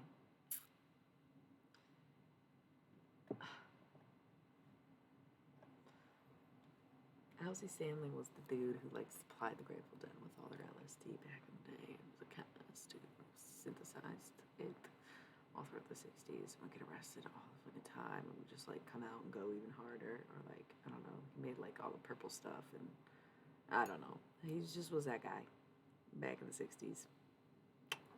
Some Capricorn, some fucking crazed maniacal Capricorn.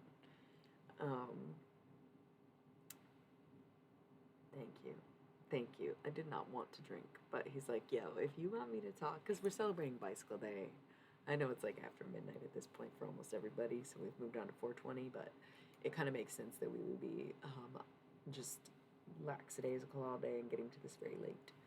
So we had a very sentimental moment of my own history and my own sufferings and how that tied back to Hunter S. Thompson first, and then briefly talked to who I thought was Carol and Neil Cassidy, but it sounds like it might just be a little awkward that I brought them here. And I think Neil Cassidy feels a bit put on the spot, doesn't really know what to say because he drove, so he did miss a lot, ironically enough. But we might get them to warm up once we're all warmed up. Who else was on that list? There is somebody who's from Georgia or something, where this accent is just keeps coming through. And the last time I was talking like this, it came in and it was turned British. So it's who the fuck's that? Unless it is Carolyn, because I think she's from Utah, but no, she's from Lansing. So I don't know. I have no idea. There's someone else on the list though. Maybe it was just them. And then John Lennon I was talking to for a second. Yeah, I don't even remember who was on the fucking list at this point. It's just some random channeled messages for people who were really big into LSD back in the day, basically. Lots of writers. Yeah, Neil Cassidy, Carol Cassidy. How long ago did I make that list? I thought it wasn't this long ago. Looking for my list.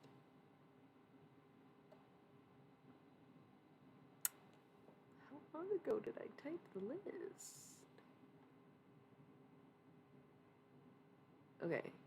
Neil Cassidy, Carolyn Cassidy. Oh, Albert Hoffman, duh.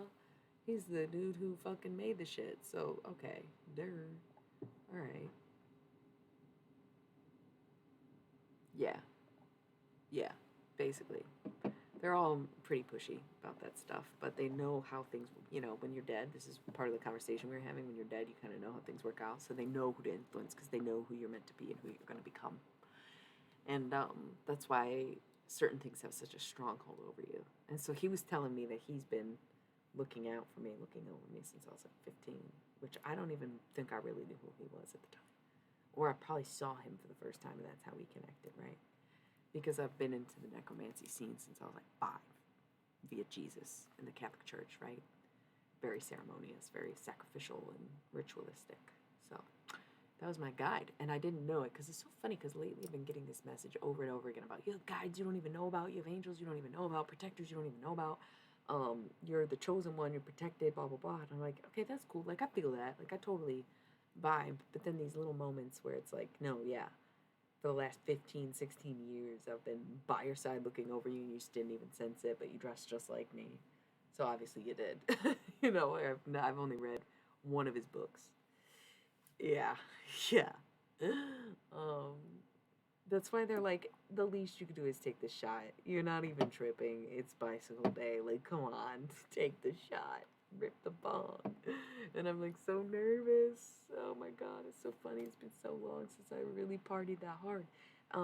But it's like in spirit of them, I usually have like a soda or something other than just like water and more weed. Because, we're getting to the end of the week and stuff where it's like 420 tomorrow. I'm going to go celebrate, go out in the world, go to the dispensary, So tonight I'm like, yeah, all right, I admit, didn't really get my provisions. But there's this need to honor them and celebrate with them in the way that they would, or even, in the same way that you put things on your ofrenda is the same that they want and request these things. And I've had these shooters, I have 2 of these sitting on my desk for I don't even know how long. And I bought them for someone, for a reading, for a channel message. And I was like, oh, nobody's asking for alcohol. Like, there was the crop of the 27 Club, and they're all very anti-drug. They were all like, no, thank you. We appreciate you getting the alcohol. The weed's a little much for us, though, because, like, we all died from drug overdoses and stuff, where it's like, yeah, that's legit. I would definitely, I'm really didn't think that one through. I'm very sorry for bringing alcohol, so I didn't drink them. Like, I've had them that long, I think.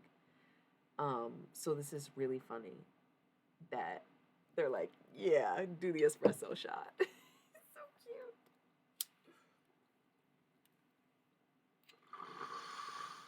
But I'm going to chase it with a bong. We're going to get a wee bit tipsy for him, right? A wee bit tipsy for him, because I'm going to bed after this. I'm not operating any heavy machinery. I ain't fucking taking my happy ass anywhere. I'm going to go and fuck to bed. So I'm okay with it. I also have to roll the ads in the next 6 minutes, but I don't want to lose my train. So if you are a subscriber or have an ad blocker, you will get to watch in on the fun of me chugging this shot. Holy fuck. While we are on an ad break, because I'm worried that I'm going to need a second. So I'm going to do it during the ad break. And it's going to be fun. It's going to be fun. Yeah. This has been a beautiful, beautiful, beautiful night already. And I really do have to wrap it up soon. I got shit to do today. It's 4:20, baby. I'm a working woman. And this is my work. This is this woman's work.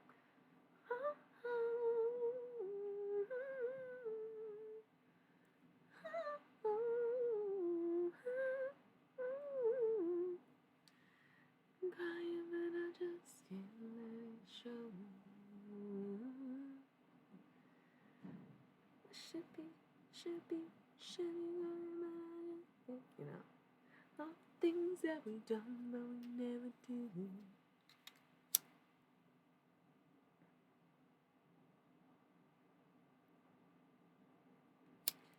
Make it go. This woman's work. This woman's work. Okay, Kate Bush is not the vibe. No, Dr. Hunter S. Thompson fucking loved Kate Bush. You may not know that. It was kind of a guilty pleasure. He was a bit of a masculine man. He was old. He's from a long time ago. He always wanted to be perceived as very manly. He was not, I don't think, openly loving Kate Bush. I've seen his top 10 list. I've seen his favorite records. That wasn't one of them. That's hilarious. He was a little embarrassed about. They all loved Kate Bush, or the ones who were alive for her anyway. She came out in 1978. He liked her in his later years, because I think he lived to pretty late. I feel like he lived to like 1999. Maybe I'm thinking Curtis Mayfield died in 99. I'm pretty sure. But Hunter S. Thompson was my lifetime, I believe. He was older when he passed away. Yeah, 2005. My first answer was 2004 or something, and I was like, no, it's too late. But yeah, 2005 came to. Maybe I did think that. That's so funny. I wouldn't even let myself say it. And I was like, no, it must have been 1999. Silly me. Cute as hell, isn't it? That's so funny.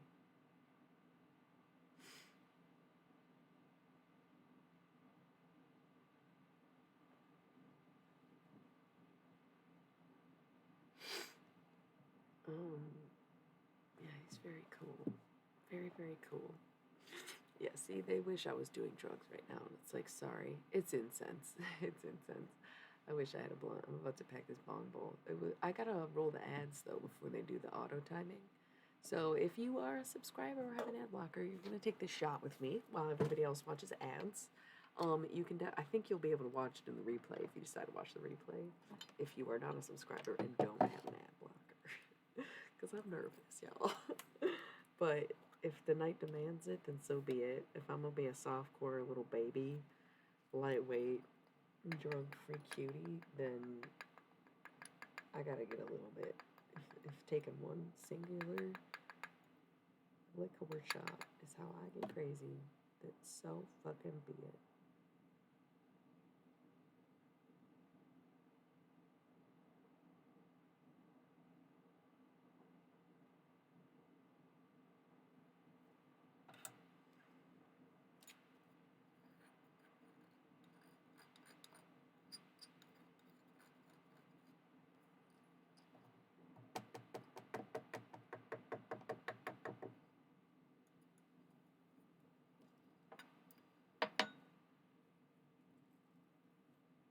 Making it real cutesy like.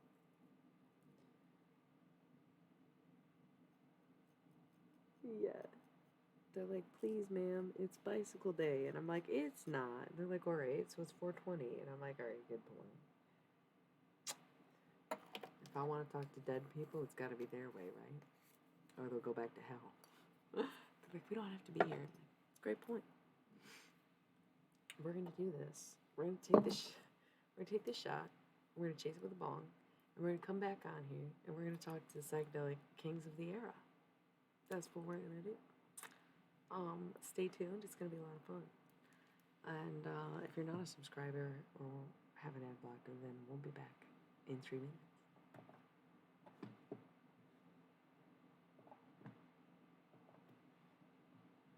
Okay, definitely wouldn't be being a baby about this, but I don't have a chaser. I have water. I have water, and I have this bong at my belly. I'm like, yo, can you really? It's like, oh well, you have to. So this is mostly for obviously Stanley. It is also for Hunter S. Thompson. It is also for Neil and Carolyn Cassidy. It is also for Albert Hoffman. I think that was the whole list, right? Cheers, y'all. Thanks for being here. Happy Bicycle Day.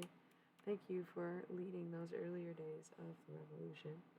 And I'm sorry for being a bit prudent for the holidays. This is the best we can do, so I'm gonna do it. Cheers, baby. Cheers.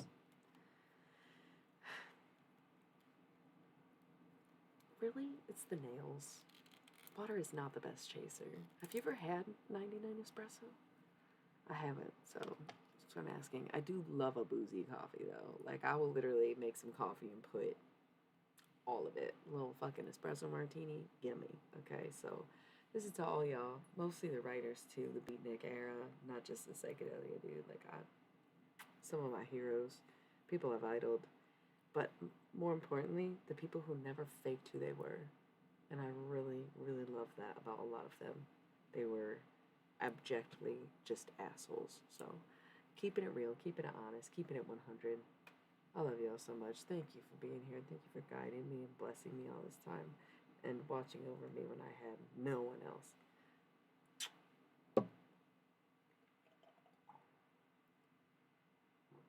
That's what I'm gonna pour out for my homies. They said I'm allowed to pour it in my mouth because of the channeling.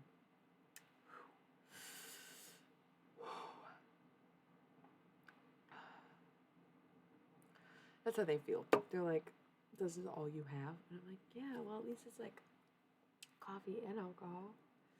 I hate that. I'm pouring this out for y'all. I'm not putting that in my mouth. They're like, there, yeah. Oh, I got cloves. I could chew a clove. That would be really intense.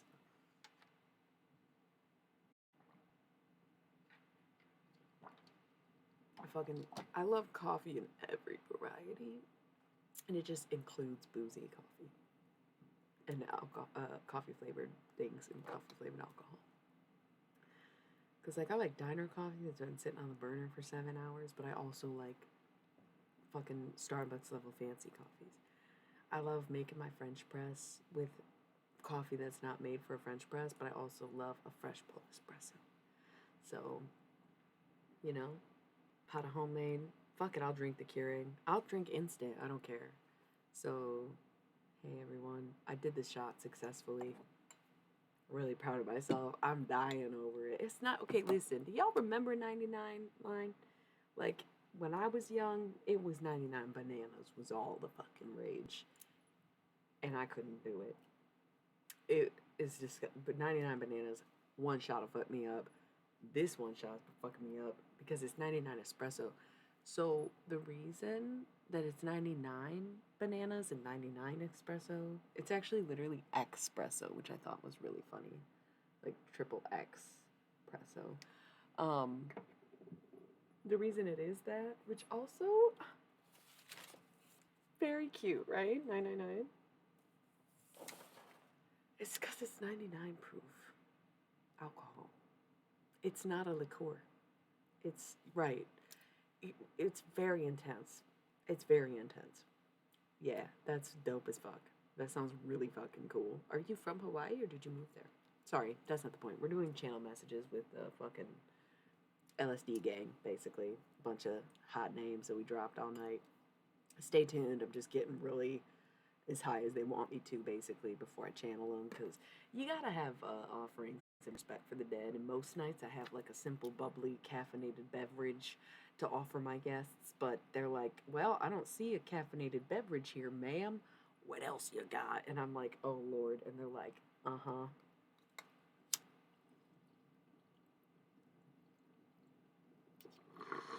So we're talking to, intermittently, we've been talking to Dr. Hunter S. Thompson, Owsley Stanley, John Lennon, Neil, and Carolyn Cassidy. We have yet to hear from Albert Hoffman, but I feel like he deserves the time of day for us to, like, kind of zone in and let him speak on things, while the others, not that I've talked to any of them, but they're just more comfortable throwing on to conversation and, like I said, group talk. It's not quite the way that it was when I was talking to Dr. Hunter S. Thompson and Ken Kesey that one night. That was really cool. That was like the three of us in a room in my head, and I had my eyes closed the whole time. It was so beautiful. It was literally like, you couldn't have convinced me when I was younger is what I kept saying. And now he's saying, like, you know, that's insane to me. I would die. She probably used to do drugs, if I'm being honest with you. Hold on. Was her name Carolyn? No, hold on. Not Grandma Kaylin. I'm hearing something. When you said that, she's dead now. If she was old when you were a teenager, she's dead. Was she pretty short and wore a black peacoat, or am I reaching? Is she just coming up as a cliche old lady? White hair, she had them cheeks. I don't know. You'd have to let me know if that's true. Like, she didn't really look like she'd be coming in for alcohol like that, especially not some hardcore shit like the 99 bananas and a tall boy sounds like real as fuck. But Camden, Cameron, something like that is coming up. When I see her, she wore makeup almost every day. Never lipstick though. She didn't like lipstick. She felt like she didn't have full enough lips to wear lipstick. I don't know. Let me know if that's ringing it for you. If that's coming up for you. Maybe she used to wear lipstick, but she gave up on it. Something like that. She switched to lip gloss. She does lip gloss. Something like that. Right? I don't know. Let me know. This is for you, by the way, Super Bass. I don't even know if you're there anymore. Cool. We're going to get back to the readings. Camden Avenue. Forget it. Did any of that describe her or no? Was that all random? I thought it was her. I don't know who that was. Maybe it was Carolyn Cassidy though, because that's why I said Carolyn Cassidy. No, it didn't have to be. I said a whole bunch of stuff. Camden Avenue. I think I said Carolyn because of Carolyn Cassidy, but Camden Avenue is what's really ringing a bell. Something like, or Cameron or something. What did I just say that made me want to look up, confirm with Carolyn Cassidy? It doesn't look like she wore makeup, but she kind of fits the description, and she probably did drink, but she didn't really look the way that I saw the woman that looked in my mind right now. Oh yes, she did at the end of her days. Maybe that was all Carolyn Cassidy who was speaking on that, and not the lady you used to see at the liquor store, but same vibe, if you will. Are you serious? That's her then. That's her. Carol, that's what I was saying. It's like, I don't think it was Carolyn Cassidy, but I said Carolyn and then a bunch of other variations of Carolyn. And yeah, welcome back, Dom. Happy 420. But it's still bicycle day over here, so we're talking to everybody. I'm getting fucked up in the name of the Lord, Dr. Hunter S. Thompson. You know how it is. I'm kidding. We fucking love Jesus Christ. Oh my God, baby. I'm so happy for you. I'm gonna chew on these cloves so I feel even more fucked up. I'm not actually that fucked up. I took one shot and smoked a little bong. Like, ooh, that's crazy for me. It was 99 espressos, babe. That was very heavy. Yeah, she's dead. Baby, she's so dead. I don't know when you lived in Hawaii, but she's telling me she died in 2013 or something like that. She was slowly trying to kill herself. How'd you not see that? Did she wear glasses? How'd you not see that? You wear glasses? How'd you not see that? She's so funny. She's so funny. Does she have an accent? Or is that somebody else? I've been doing a Texan accent or some kind of weird Southern accent all fucking night. And I love that I put something in my mouth because somebody is like amazed that I'm channeling somebody who used to do fucking spit, chew. I bet you're watching this like, damn it, how did you know them? I didn't. Yeah. I, I've done the pouches a few times. I used to like them when I worked in restaurants. Because you wouldn't always get, if it was really busy, I'd just pop a pouch in from somebody. But I think I was channeling somebody from the South who used to do dip. They didn't do no damn pouches, damn raw cut in their mouth. I think that was a personal message, though. I don't think that had anything to do with the lineup tonight. But there was somebody who always had something in their mouth. That's not Carol. It's not Carol. It's somebody else. Kind of reminds me of Hoyt from True Blood. Somebody like that. Somebody big, kind of big and sweet. And, I don't know, yeah, maybe, you were, yeah, you know what it is. Somebody's watching, they're not going to say anything because it's a little too emotional for them, I think. But, I bet they would just say that they love you so much and there's no reason to cry about it anymore because everybody dies and you got to learn how to live your life and you got to learn how to move on and not so much cry for the dead, but to mourn by going on and looking at the people in your life who are still alive and realizing if you still got time with them, then you got time for a reason. So you can't be crying over me anymore, darling. You got to get on with it. You gotta get moving. You gotta fucking do something else. See somebody else. And I love you so much, but I can love you from a distance forever. It don't matter who you're with. You ain't gonna break my spirit. That's what they said. Somebody who used to do the deal. Don't you worry about it, darling. You can move on as much as you want. But it's time you do. Because I'm doing whatever I want. And I watch you. I can't be with you right now. I watch you. I don't care. You're allowed to love him or anybody you want to. Alright? Don't you feel guilty about nothing. Somebody's crying. That's okay. You can keep. Hey, baby. You don't have to say anything. I don't always know. And I don't need to know. But if you feel that, then that was definitely for you. Definitely for you. Oh, you already know. Hold on. I'm trying to get something really personal, but I'm really picturing Hoyt from not American Horror Story, but maybe maybe y'all used to watch American Horror Story.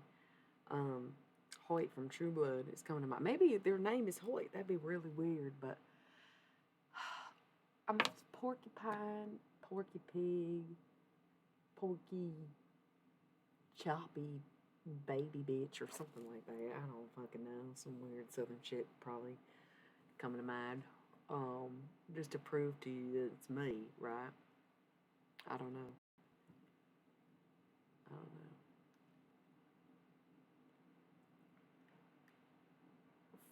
Fort Worth, Texas. Fort Worth, Texas. If you're wondering where I'm from, Fort Worth, Texas. Somebody's gonna watch this and they'll know if you're not watching already right now. Fort Worth, Texas. That's where I'm from, or where we last saw each other. No. True Blood. He's like a real sweet guy in that show. I've never seen Texas Chainsaw Massacre. That's not really my thing. All right, let's keep it moving. Where is Timothy Leary from? Because every time I start fucking raccoon. Hello, Mrs. Balloon Hands. Listen, y'all. Where is Timothy Leary from? Because I feel like every time I start talking in a Texan accent, I think of him. But I don't think he was from Massachusetts. This ain't no Massachusetts accent, but he's almost trying to disguise himself as other people because I said I didn't want to talk to him. And he's a Libra who died during Gemini season. He was close to completing his life cycle, but he couldn't understand what he did wrong. He couldn't understand what he did wrong. So I think this is him. I'm not even going to lie to you. And as much as I can drop the accent right now, unless there is another Texan, he just kind of got into him that he was like, not welcome, but wanted to speak. This was his whole thing. But what he wanted to say, this is Timothy Leary. I don't know what about the accent. He's from Massachusetts. That ain't made no sense. I've heard so many interviews. I watched his documentary. No, I love you so much. I'm doing channel messages tonight for Bicycle Day. We're going to do more channel messages later tonight for 420, like Bob Marley or somebody. We don't know yet. Timothy Leary, I don't want to talk to, but he's coming through. So, he ain't from Texas, but he's speaking in his accent because he knew I wouldn't want to talk to him, and he was trying not to get caught. But, of course, you can't fucking pull one on me, especially not the dead. Every time I start talking like this, I think of him. I know it's you, Timothy Francis Leary. But now I can't drop the accent because we were just talking about fucking True Blood. So let's just keep it going. That's how you know I'm really channeling somebody, is if I don't even help how I'm talking. And we're going to do Albert Hoffman next, I think, because his picture's right here. Timothy Leary, he's playing that song, Ooh La La, right? I wish that I knew what I know now. When I was younger, he really regrets a lot of the things he did because he agrees with what I'm saying about him. Isn't it right? No. Aldous Huxley, the writer? No, have not. We'll get to that later. Let me focus. The accent is doing something because it's making you forget that I'm the one talking, and that's what it's really doing. And he knew it would do the same thing. Oh, listen. He does, to a bit, agree with what I'm saying about him, about how he was reckless and irresponsible. He can face up to it now. And just like we've been saying, because John Lennon said in a channel message a long time ago, he said, you learn so much about life and death that you do not learn about death and life. And that stuck with me, and that resonates with him, where he's saying, yeah, no, you're right. I was reckless and irresponsible. I had these girls in my house, and they was young and naked, and we were doing drugs. And I know that acid could have changed the world, and I know that in a way it did. Thanks, y'all. I'm an actor. I'm a channel messages, but yeah. Ooh, that's a method of acting, isn't it? I know that a lot of what I did was wrong. Discredited myself and everything I did for the power and the lust of it all. And I wasn't necessarily a fraud. I was what I needed to be, but at the same time, there was something about me that just wasn't right, and I agree with you. And I don't think that you should even maybe give me a second chance or anything like that, because I did take it a little bit out of control, and I put the movement behind much further than it needed to be. And I wasn't no better than I was to Stanley. And everybody used to say he was reckless, and nobody ever said I was reckless. But now in my life, looking back in my death, I see it now that I was. Back to Owsley. He wasn't reckless. He needed to change the world. He's a big shouter. Him and Hunter just come and shout. And I'm not about to shout at y'all. I'm going to kind of whisper it. But him and Hunter both just come in screaming. But I love that about them. And they really want me to embrace that side of myself. And it's something that I'm currently trying to get so much of a grip over that I'm not really allowing me to express myself fully in that way, because it gets so out of control so quickly that I simply cannot do it. The accents are weird, right? But it's because we're having a conversation with so many people that, once again, you got to take it all, not with a grain of salt, but a whole fucking fistful of it. Season your damn food. Tell us what your cat says. Okay, go to bed then. Watch this later. It's cool. Without further ado, should we get to Albert Hoffman? Oh, send a picture. Just kidding, I don't know. Is that why I've been talking in this Texan accent? Okay, sorry, okay. Okay, yeah, cats are pretty damn cute. I'm like obsessed with one of the cats that I live with. The other ones are cool too, I love them, but not like Baby Merle. He's the one who comes on here sometimes where he just be like, meow, and I'm like, meow. Yeah, y'all never seen any of the other cats.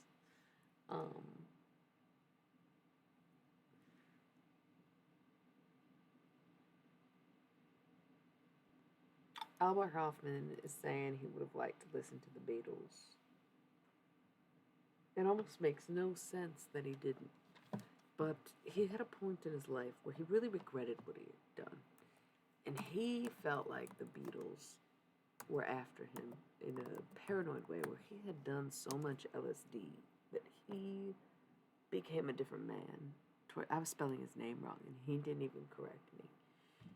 He does feel guilty. Part of the reason he died on April 29th, and that is, I'm pretty sure that's Carolyn Cassidy's birthday, unless it was April 28th. There was 2 Tauruses tonight that had very, very close birthdays. Yep, April 28th, that was Carolyn Cassidy. And then somebody else was the 29th, I thought, but maybe not. He did feel guilt staying in Switzerland. He was there his whole life. He traveled a little bit. He didn't really use drugs as much as people would say he did. He always, this is going to sound so cute and pathetic in a sense, but he always wanted people to feel comfortable with him when they used LSD around him. So when he socialized, he played up his use of things where he pretended to be tripping harder than he was, and sometimes he just pretended to be on drugs. And he was really like that much of a square where he was okay with it, but he couldn't do it himself. He was very rooted, very grounded. He never wanted to be too out of control because he was a scientist. So as much as he was willing to experiment on himself, and in the early days when no one else was willing to do LSD, he did it because he more or less invented it. He was given the gifts, given the tools, given the research, given the gold that created this experience and created this drug. And so when he embarked on those journeys, it was because he was the only one who could do it at the time. But as he got older, he refrained as much, and he sometimes did lie. He kind of lied a lot in his memoir or something. I don't know if he even wrote a memoir. You'd have to look that up and verify it yourself. But I'm so sorry. Why don't you plug it in? Like what? Anyway, I think he wasn't a phony. He wanted to maintain a facade so people would continue to trust him. Maybe that's why I've been doing the weird accents, is because I don't know what a Switzerland accent sounds like, so I just keep rapid changing into all these other accents, because what the fuck is a Switzerland accent? I don't think that's right. I'm not trying to be stereotypical, but I'm trying to speak as if Albert Hoffman was here. And so he's saying, like, no, I do. It's just like, you will have the cat forever. So, no need to rush. And the fact that your phone was dying confused me, because I was like, oh, are you leaving? Was my thought, not, oh, are you not taking the picture of the cat? So, forgive me for the rudeness. I was just like, it's not that important in this moment, because you can always send pictures of your cats. Love you. Yeah, I love you. So he very much wanted to be honest, but he wanted people to trust him, and he didn't want to be doing the drugs all the time. He didn't want to be doing drugs all the time.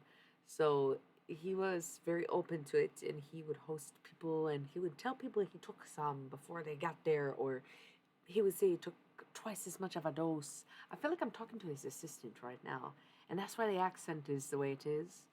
I'm hearing like this Irish dialect and hearing the name, something like Kieran, Kirile, Kaylee, maybe Kaylee, because it's spelled the Irish way. Something like that, where she's like spilling his secrets, where he was a big liar in that way, where he had to maintain his facade to function in the way that he did, so people would continue to trust him and come over and try his. He would always take at least a little bit just to make sure it wasn't to offer anything or do it once privately. But he did not socialize on the drugs as much as he pretended to or said he did, because he had to maintain a facade with everybody in his life that he had done that. Same with John Lennon. John Lennon was not tripping as much as you thought. He was mental. He actually did multiple stints in the psych ward during his time with the Beatles, and nobody knew it. And that's part of what the bed-in was that, thank you for the follow, by the way. Part of the bed-in was that he was recovering from a psychiatric break, and there was a lot of times where he'd be at parties and be completely dejected and out of it and dissociated, and he wouldn't participate, and they had to maintain this facade that he was using these drugs, but he often wasn't. He often wasn't. A lot of them was doing that because there were people around them who were. Paul was doing it much more than John was. Ringo was sort of partying in a different way. He was doing other things, more amphetamines. Back in those days, he had, Paul was doing more of the acid, and, George was a bit in his bowl. He was a bit in his bowl where he was kind of religious, and so he would meditate a lot. So naturally, yeah, there was a lot of a lot of tripping for him, but it was less for me over the years. It was too hard to go back and forth from the way that people would treat me when I was on drugs was so ego driven that it drove me mad, and I lost sight of everything I started with, and I never truly recovered, but did many stints in the psych ward, and that's why Yoko would stay home with me, because I was at home, but they thought, and she thought, and she was okay, that she thought that she would help with the recovery by being there and being up to the spotlight with me, and it would cover the story as much. And we didn't want anybody to know where I was. And so people think that I captured, held her, but she was covering for me, and she had a lot of that time alone when I was in and out of facilities, and it's part of the reason my son Jude didn't want to talk to me. Oh my God, that's like family drama. We don't need to talk about that. But he's being very honest right now. He had mental issues. This is something that I've been seeing over the past couple years when I've been visited or spoken to John Lennon, where I've talked to him and have deep conversations between him and I, and done really good channel messages with a lot of insight. But there are times where he shows up and I see people carrying him away in a straitjacket. That's cool. What's a CG movie?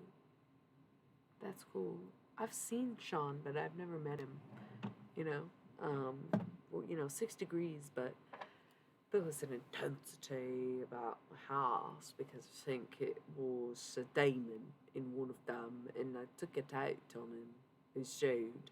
So of course he hated to make us crazy. He was fucking mental. And Sean's too young to remember it, and Yoko won't talk about it because she had to hold it down while I was gone and cover for me over and over and over again, and for what Jude would do to her. That's crazy. I'm not trying to put this family on blast. What the fuck is this? Like that's rude. That seems like why? But I don't know, because sometimes when people come to me and I ask them to speak, I didn't ask John Lennon to speak actually. We had a list of people we were going to talk to, and he decided to start talking. And it's funny because earlier we were talking about Thompson coming in and being all shouty and being like, "Oh, you know what? Uh, fuck it, yell about it, speak on it." You're kidding me. Blackbird singing in the dead of night. Take these broken wings and learn to fly. My favorite core memory with that is the Baby Boss movie, Big Boss. How long have you been watching? How weird is that, y'all? This is how you know this shit is real or fated or divine. Because literally, what are the odds that I'm sitting here channeling John Lennon to the best of my abilities? And you're saying you get told you look like John Lennon, and Blackbird with Raven shows up. As if Raven's not a literal blackbird, but as if the Beatles don't have Blackbird. You're fine. What do you mean you're fine? Oh, you're talking to. So, Raven, you're a streamer, and Blackbird, you were watching Raven? I'm just trying to catch up. I'm getting to know people on Twitch. I'm like not that new at this point. I've been doing this over a year. Oopsies. I'm not that integrated, but I got the people on here that I know. Also, I feel like I was really in the message and missed a couple chats, so I'm scrolled up. Picture, I get it, it's 420. We're still celebrating Bicycle Day, by the way. We're doing channel messages with like the iconic psychedelic heroes of our old times. Meeting our history in real life when I was handing out meals to the homeless on Thanksgiving. I love you so much for that. Oh my gosh, because you look that much like him. Okay, so now I'm piecing it all together.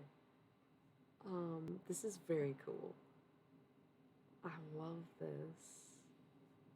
John Lennon was an asshole, but this one we're talking, he was mental, and it's like we give so much grace and patience for people, especially young people, gay people. I'm sorry, why did we throw out gay people first, John? That's exactly why nobody likes you.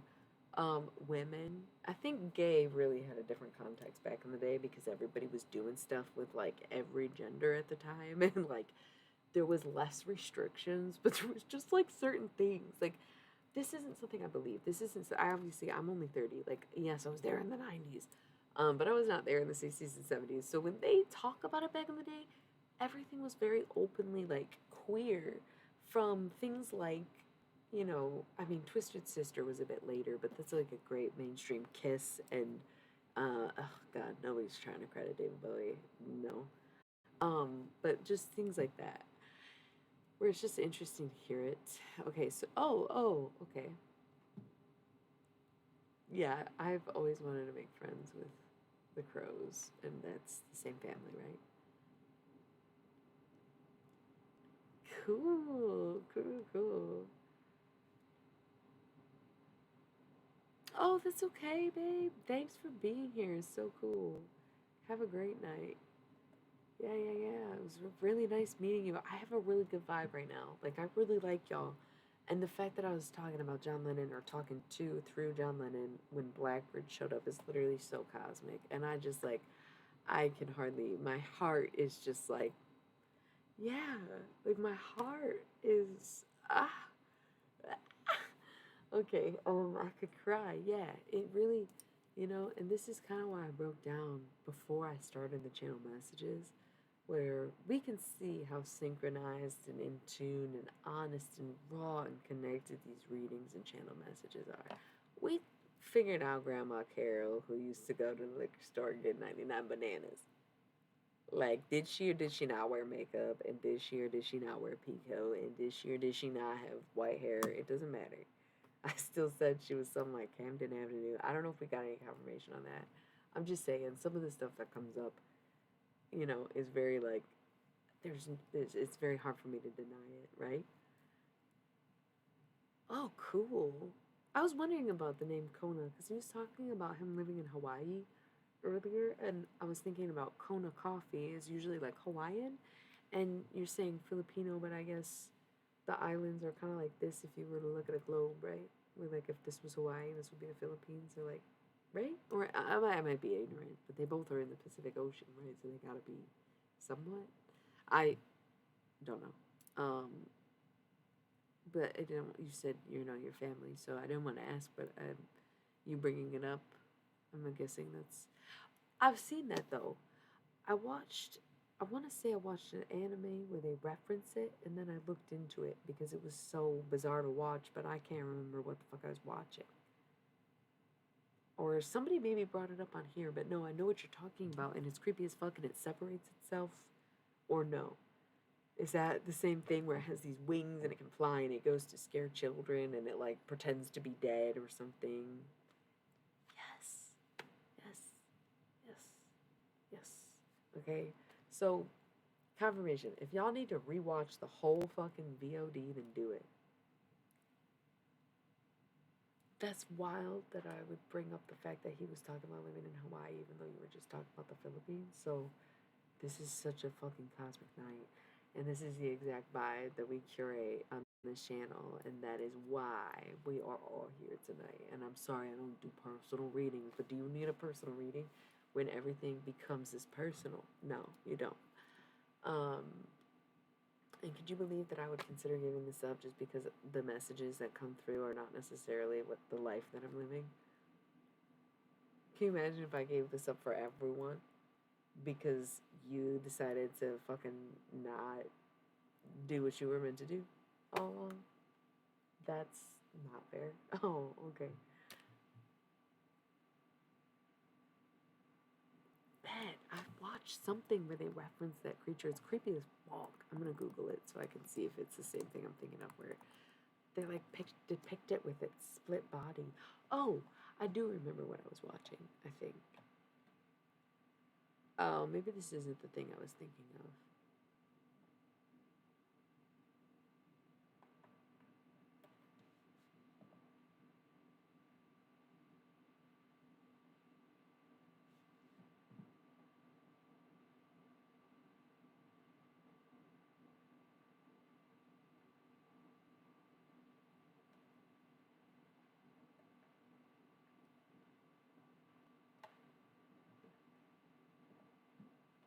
Cool. How wholesome is that?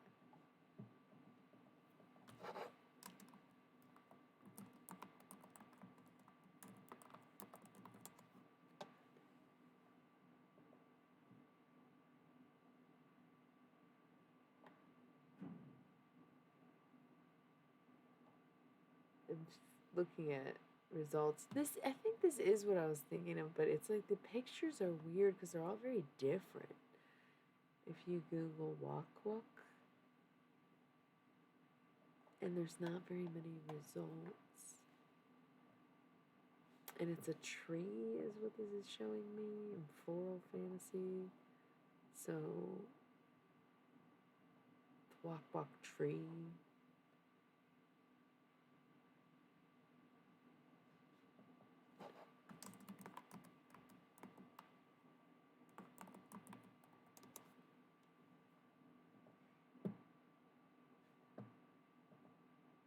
Oh, if you spell it with a K, it comes up with these different results.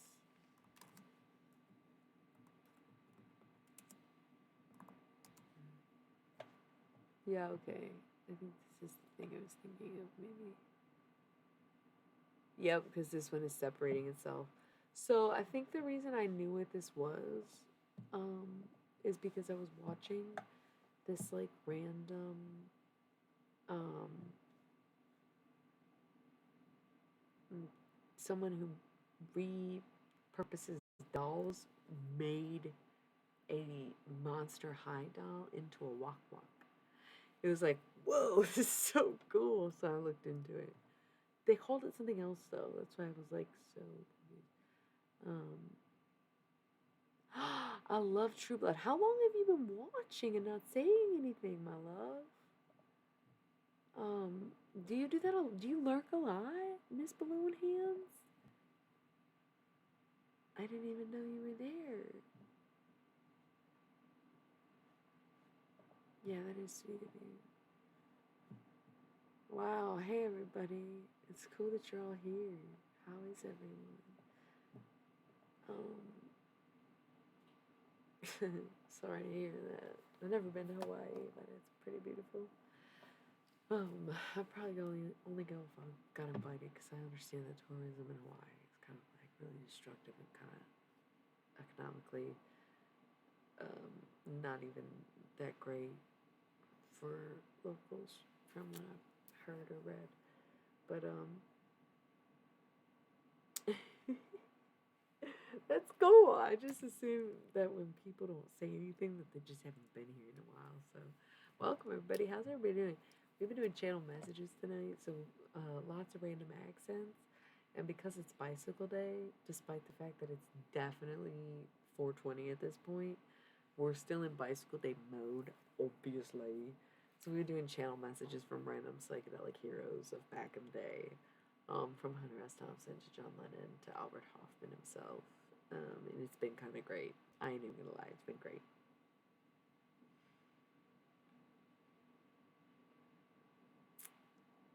That's cool. I like Texas, but it's like I get it, it's kind of wild or whatever. But y'all, I love the fucking vibe right now. I love the party, but I just randomly got so tired. And sometimes when I get sleepy, it's like channel messages. But I think at this point, I actually just need to fall asleep in a minute here. So what I'm gonna do is see if anybody's got any last minute messages they'd like to express.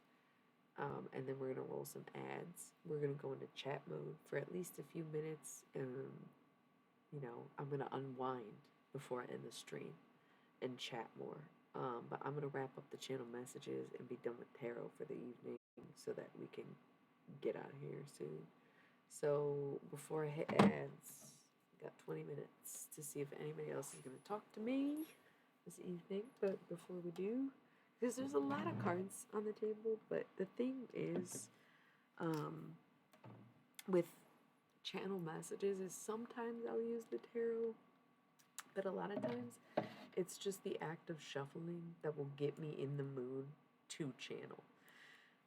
Yes and no. I feel like a few animals have shown up, but the messages are kind of always vague and unclear and just silly, where it's mostly just confirming that the animal can hear you and like lived that life with you and does understand what you're going through. And that's really the resounding message that any pet or animal will have. It's not that much deeper than that, other than like the confirmation of yes, I remember, yes, I understand, yes, I knew, and yes, it was real for me too. Did you have a white cat? Kind of fluffy, not super long hair, but like a pretty girl. Reminds me of the Aristocats kitten. You named her after her? If that tells you anything. I don't know. That could be wrong, so. Okay, well, the prettiness, the white, I don't know what a tortoise shell calico is.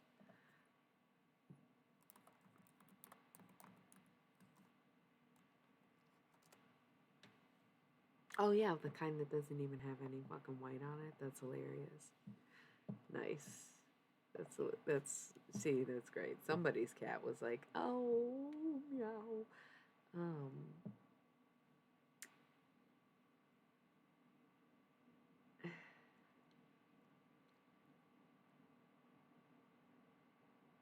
that's fun though.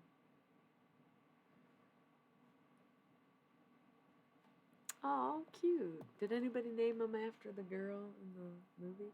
All right, I'm ripping the bong and I'm going to close up the tarot for the evening so y'all can just relax for a minute, talk amongst each other, and don't expect me back for the next, like, at most 20 minutes.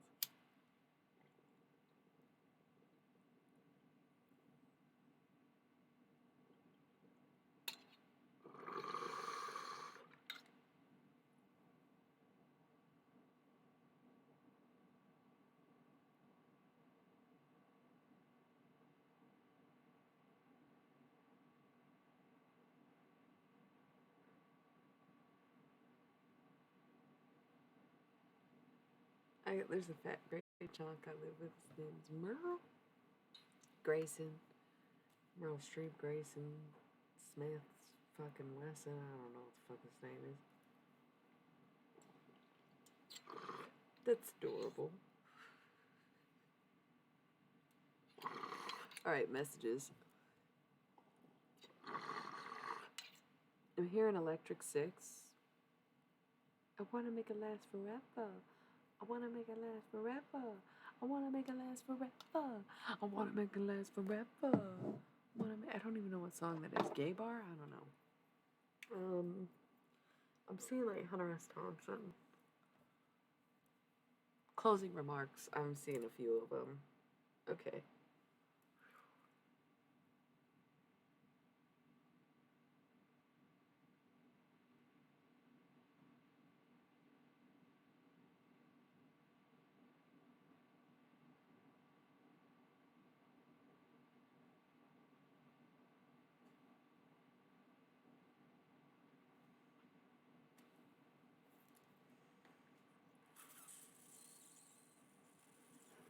They'll live forever. Why would you say that?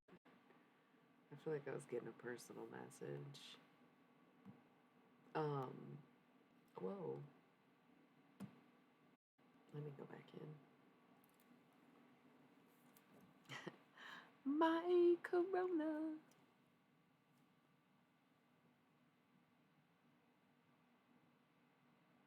You never know until you go. That's in the same Electric Six song, so I don't know if that's maybe why they were referencing that song. There is no stopping the unstoppable. This is Owsley Stanley. There is no stopping the unstoppable. There is no possibling the impossible. But there is none other than the improbable. To be able to pull ourselves over for the improbable. There's a whole other slew of words that I could say, but I think I'll save them for another day. Because after all, I was a goof. And at the end of the day, I was very aloof. But to hear me now is to hear me roar. And to hear you talk is to hear me more. So I say, raise yet another toast to all of those who are doing the most to be the ones who eat the coast and wake up the sun and feel the most.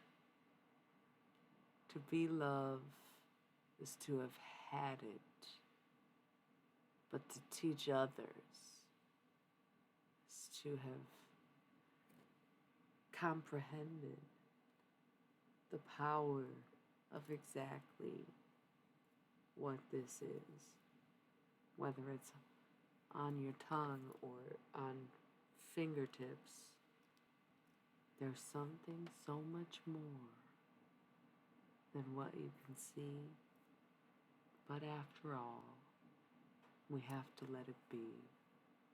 Because if you ask for not why, but what it is beyond the sky,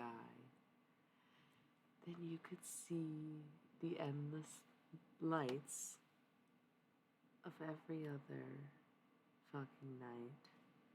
So when you go to sleep so tight, remember me all through the night. I swear by it, I stand by it, I mull over it, I shout into it. I become one, I become two, I become more, I become few. I even be doing kung fu. But after all, there's no me without you. Wow, that was a really cool poem. Elsie Stanley, I would have to say that was Elsie Stanley. I could picture him doing it and saying it. I don't even know if he had a bald spot under that cap or not, but like I could hear it. It was him. He was him the whole time. I'm not that good spoken word impromptu like that. I've done it before, but if you watched it or caught that live stream where I was speaking poetry and not like typing it out or writing it down, I'm way slower than that. Like he had that shit worked up. He had that shit worked up. That was cool as fuck. Such a crazy guy. He's really such a crazy guy. And the thing is, as much as you might learn about life when you die, there was something about the core of who he was that was perfect in every right, because he needs to be someone who is like just insanely looking for something. Even the Akashic couldn't answer his questions, so he's got this ego about him that most dead people don't have. But it keeps him and the energy like farce and fierce. Farce and fierce, farce and fierce. Able to laugh at oneself while also being very present, very bold, very beautiful even. That was such a present and honor to deliver that from Elsie Stanley, or as I believe it. Fucking beautiful. Like, literally so beautiful. How could you never just stay humbled when people just allow you to do these things, you know?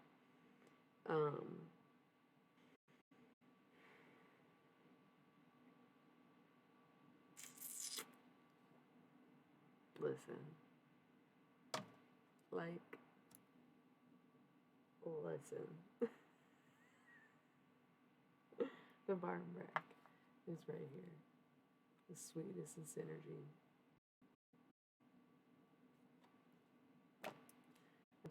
Ad break. I got 13 minutes. No, I have to give last rites, God damn it. Log off, bro. I'm gonna say that. I'm not telling anybody, any of y'all that. Y'all are my company.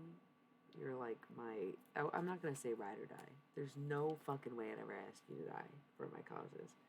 I'm gonna be the first to go, and you're gonna have to figure it out, right? Because a new head will always form. Like, never ever think that I'd make you die for a cause. I don't necessarily believe in martyrism. That was my whole inherent problem with the Catholic Church, although I respect and admire what people have done. Like, don't get it twisted.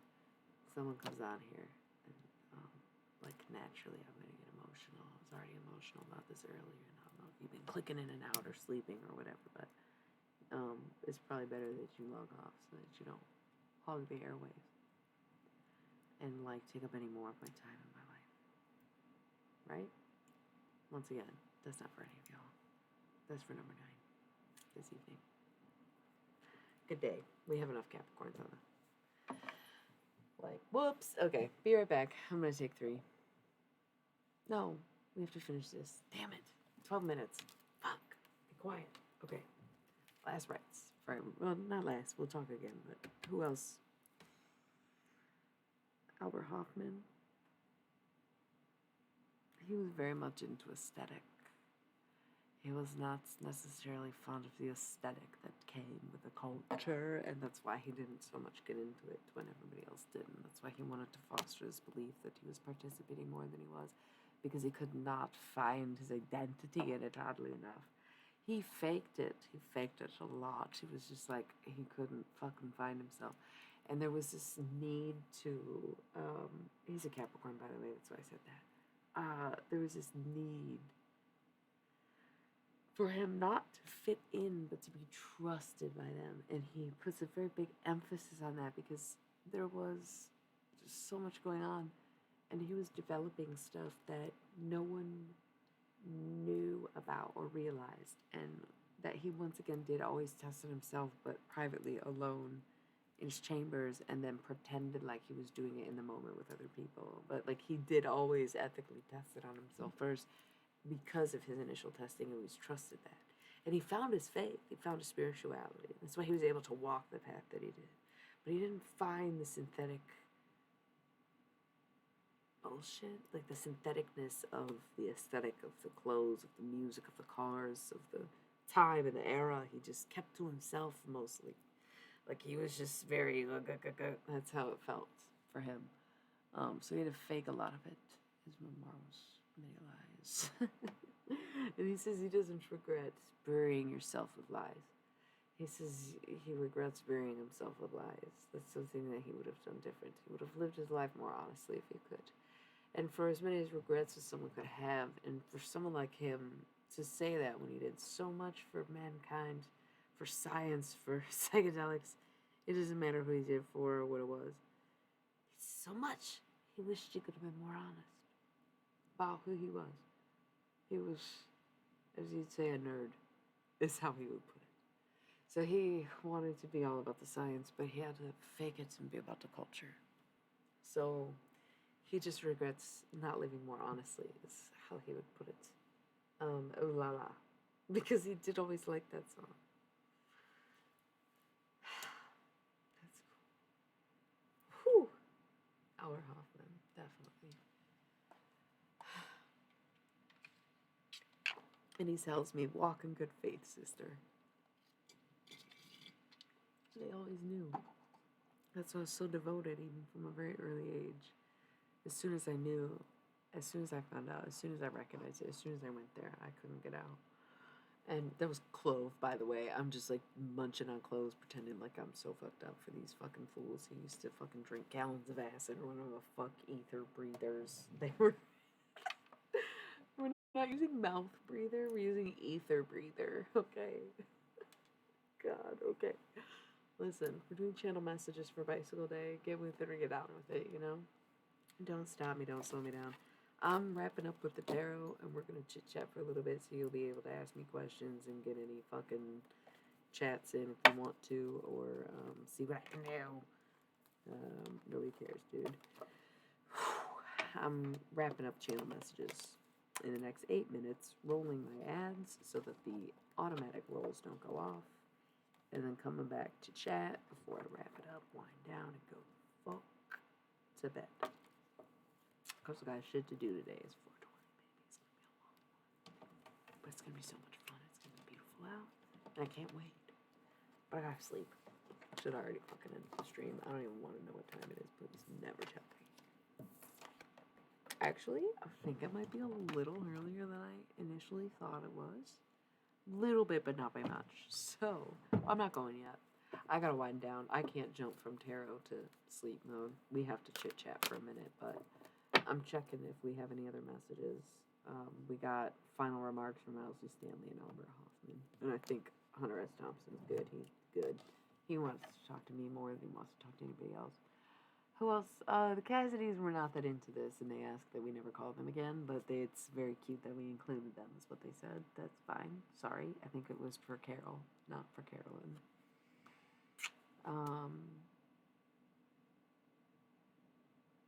Remarks like my son. Yeah, I feel like that was Grandma Carol.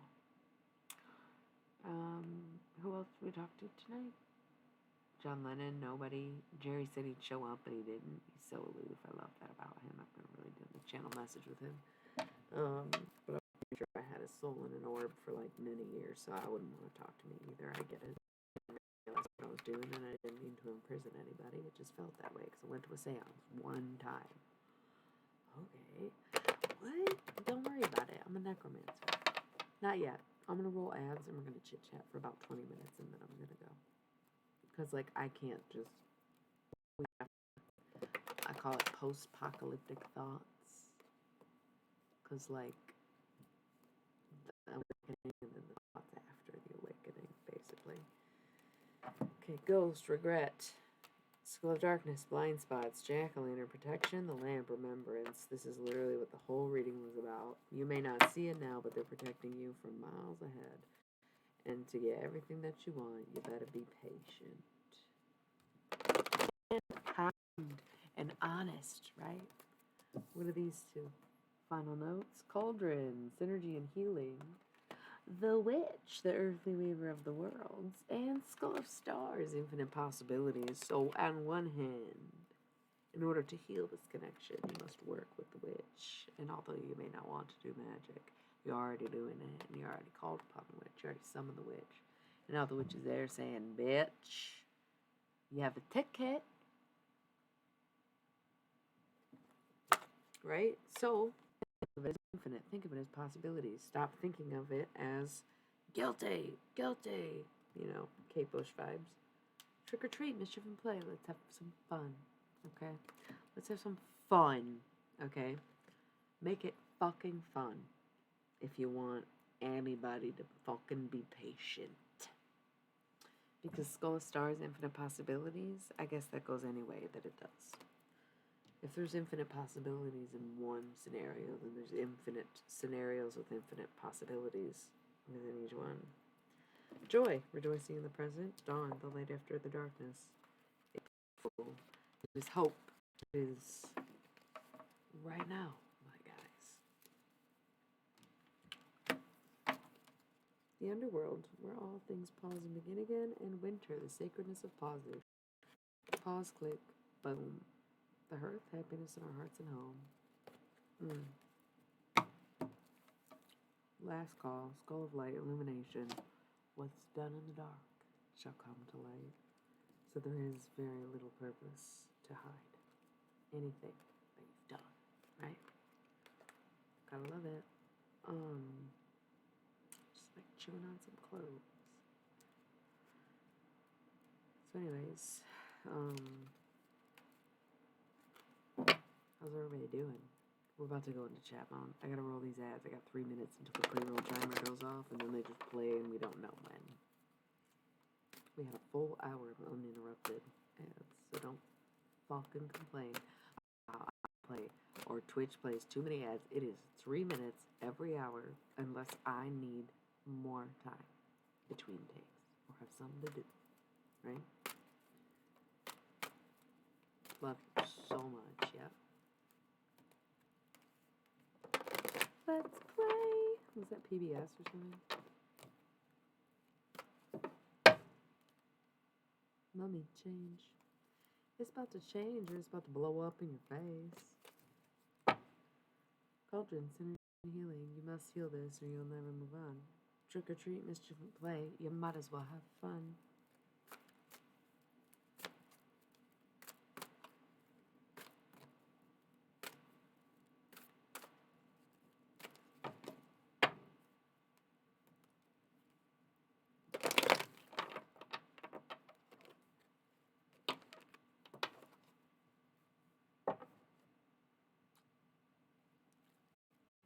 I'm hearing, is it Mariah Carey? And a hero lies in you. Have the strength to carry on.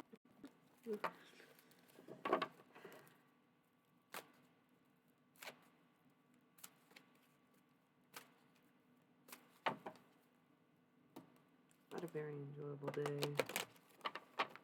I'll never get sick of what I do. I love this. I really do. Got 2 minutes. I gotta go. I gotta roll these ads. But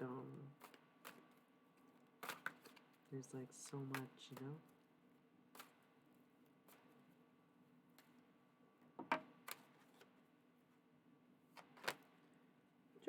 rejoicing in the present, skeleton, strength, winter in reverse. No more pausing. It's now. Be happy for it. Lady Dance, my toast, you owe me money. Leave a tip in some way, shape, or form. Doesn't have to be monetary, just do it. If that means subbing, subscribing, whatever the fuck, that's what you gotta do. I forgot about these cards, goddammit. They're in reverse anyway, everything's ending, it's coming back, renewing. Yeah, Farm Break, Sweetness and Synergy. Once again, I need to put this deck away, roll these ads, come back, chit chat for no longer than 20 minutes. I love that for you, except that I'm not that into Mariah Carey. I love karaoke though, even though you never do it. I pretty much just sing out loud no matter what the fuck I'm doing or where I'm at, and everybody knows me for it. But, I love you all so much. I'll be right back after these ads, but only really for a few minutes, and I am done with tarot for the evening. So if you have any questions about what the fuck's been going on this channel, now is the time to ask them. Love you so much. Be right back.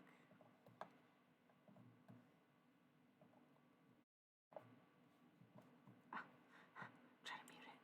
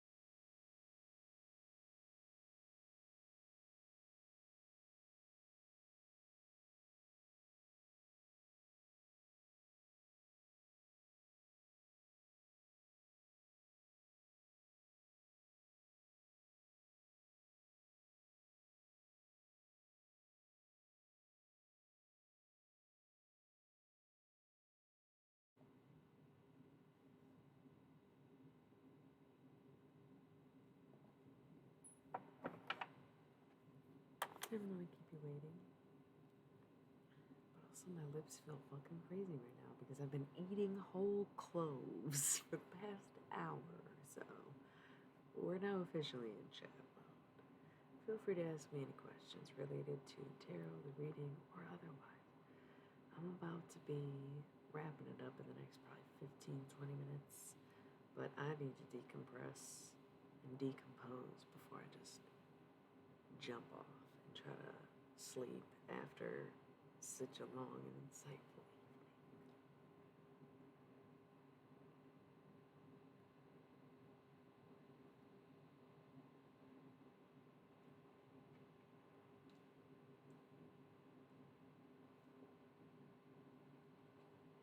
So what's up, y'all? Just lurking? All of you? That sounds weird, right? What's going on? Nothing? I gotta go. I mean, I just need a second to come out of it, and shake off all the dead people. Oh, there you are. Okay, you're all still with me. Probably, but I don't know. I don't think I've ever gone to a dispensary on 420, even though it's been legal where I'm at for ever. I'm excited to stop by the dispensary today, though. Yeah, I'm trying to fucking, I don't know, smoke weed, woo, like I do all the time because it's my medication routine for PID. Woo! So great. Love that for me. Yeah, who wouldn't, though? That actually sounds like a dream. There's a lot of things about my life that are hella super dreamy that I love so much.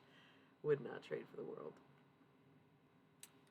It's hit and miss where I'm at. I would say some of them are super commercial, and I've been in some where it's like, damn, this is so strange. But then also some where it's like, oh, are we even okay? Sure, yeah, let's just do this. It's definitely two different worlds. I like the more personal experience. I had a good experience recently. Oh, somebody's giving me weird feeling where it's like there's a message that's coming through from somebody, and it's not necessarily demonic, but it's this weird creepy catacomb crickety kind of energy of or something. I don't know. It's weird. I don't know.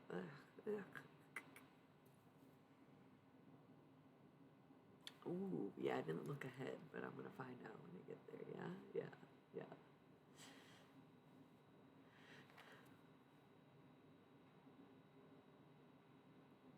Oh man, yeah. I'm getting tired. It's good. And I'm getting chills in my spine. I've been talking to so many people tonight. It worked out well. I forgot that I said I was gonna do. It was spooky. It was almost demonic, but not quite. Um, and I gotta pee, so I'm gonna leave in a second. I don't even know if we'll make it to 333. I might just gotta go because I'm about to start yawning. Oh god. It was a long day, but it was awesome. I had so much fun and met new people and did things randomly and just guided and had ceremonious moments and thoroughly enjoyed all of it and just can't wait for sleeping and waking up and enjoying today to the fullest. It's gonna be beautiful, and I'm gonna be in the fucking moonlight, and it's just gonna be amazing, right? I'm so excited for this glorious day. It is officially Taurus season, by the way. Please, the new moon. What are we creating? Taurus energy. Let it rise. Let it be. Let them have the motherfucking moment. Okay? Love that. 35 for an ounce is way, way hype. The best deal we get, usually,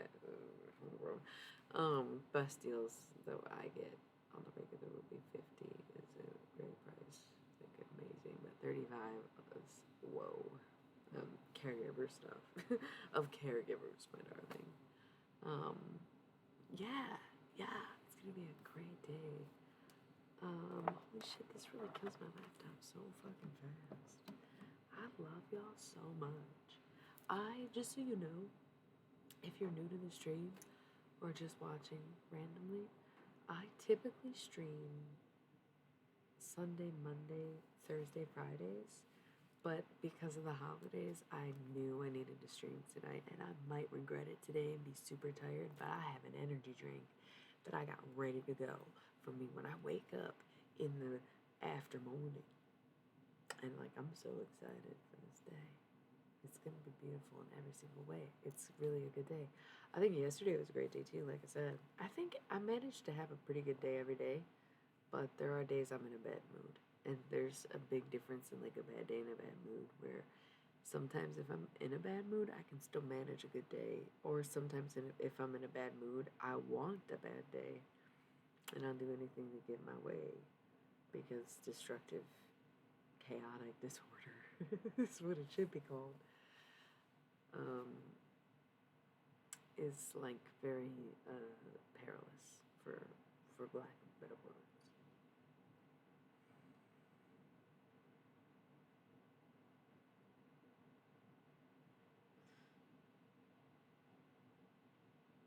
Don't you somebody think about how I look fucking dumb. I'm so stupid. Stupid cute. Yeah, I don't care.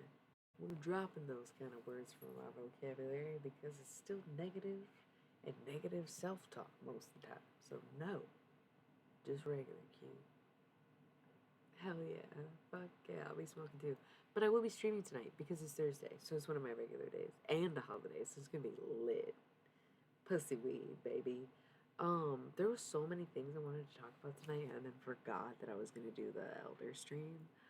Um, but tonight, maybe we'll talk topics, or maybe we'll just wait till after the holidays and I'll just write them down so I don't forget some of the stuff that I've been thinking about recently because it's like ironic and kind of funny. I'm also getting full blown into writing mode. It's gonna be amazing. I'm like very inspired right now. Hopefully it lasts. Um, Everything is awesome and it's all coming together. Yeah, yeah. Love that. Love that. Only if we say blunts, bongs, and 99 bananas and not just bananas. Okay? Blunts, bongs, and 99 bananas. Yes. That's, yeah. And then it's like Diddy Kong is holding 2/5 of 99 bananas underneath it. Okay. Chill out. That would be amazing. Oh my god, I have like endless list of things to do, but sometimes making merch is one of them. I probably can't just use Diddy Kong for a t-shirt, but it would be fucking amazing. I have to put this on the list of potential merch to make. Not potential, just like when I remember to do it. It's not even like I don't have time to do things. It's just the order of my operations is do it when you remember to do it or when you feel inspired to do it, and don't stress yourself out about what you're not doing as long as you're doing something. Because I have like at least 199 open-ended projects that I'm working on for the course of decades at this point. Um, One of them happens to be Twitch stuff, like emotes and merch, which isn't really Twitch related, but you get what I'm saying. I have a list. Really funny stuff. Blunts, bongs, and 99 bananas. Silly, I'm sorry. Real silly early hours of the morning. This is not Illuminati mistakes with the dags. This is real silly early hours of the morning. I'm going to fuck to bed in a minute.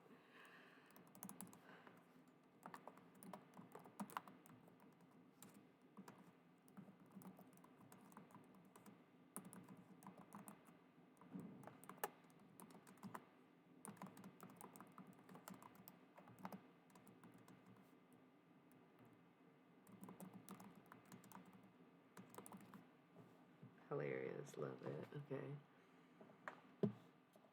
Um, yeah, bitch, I love it.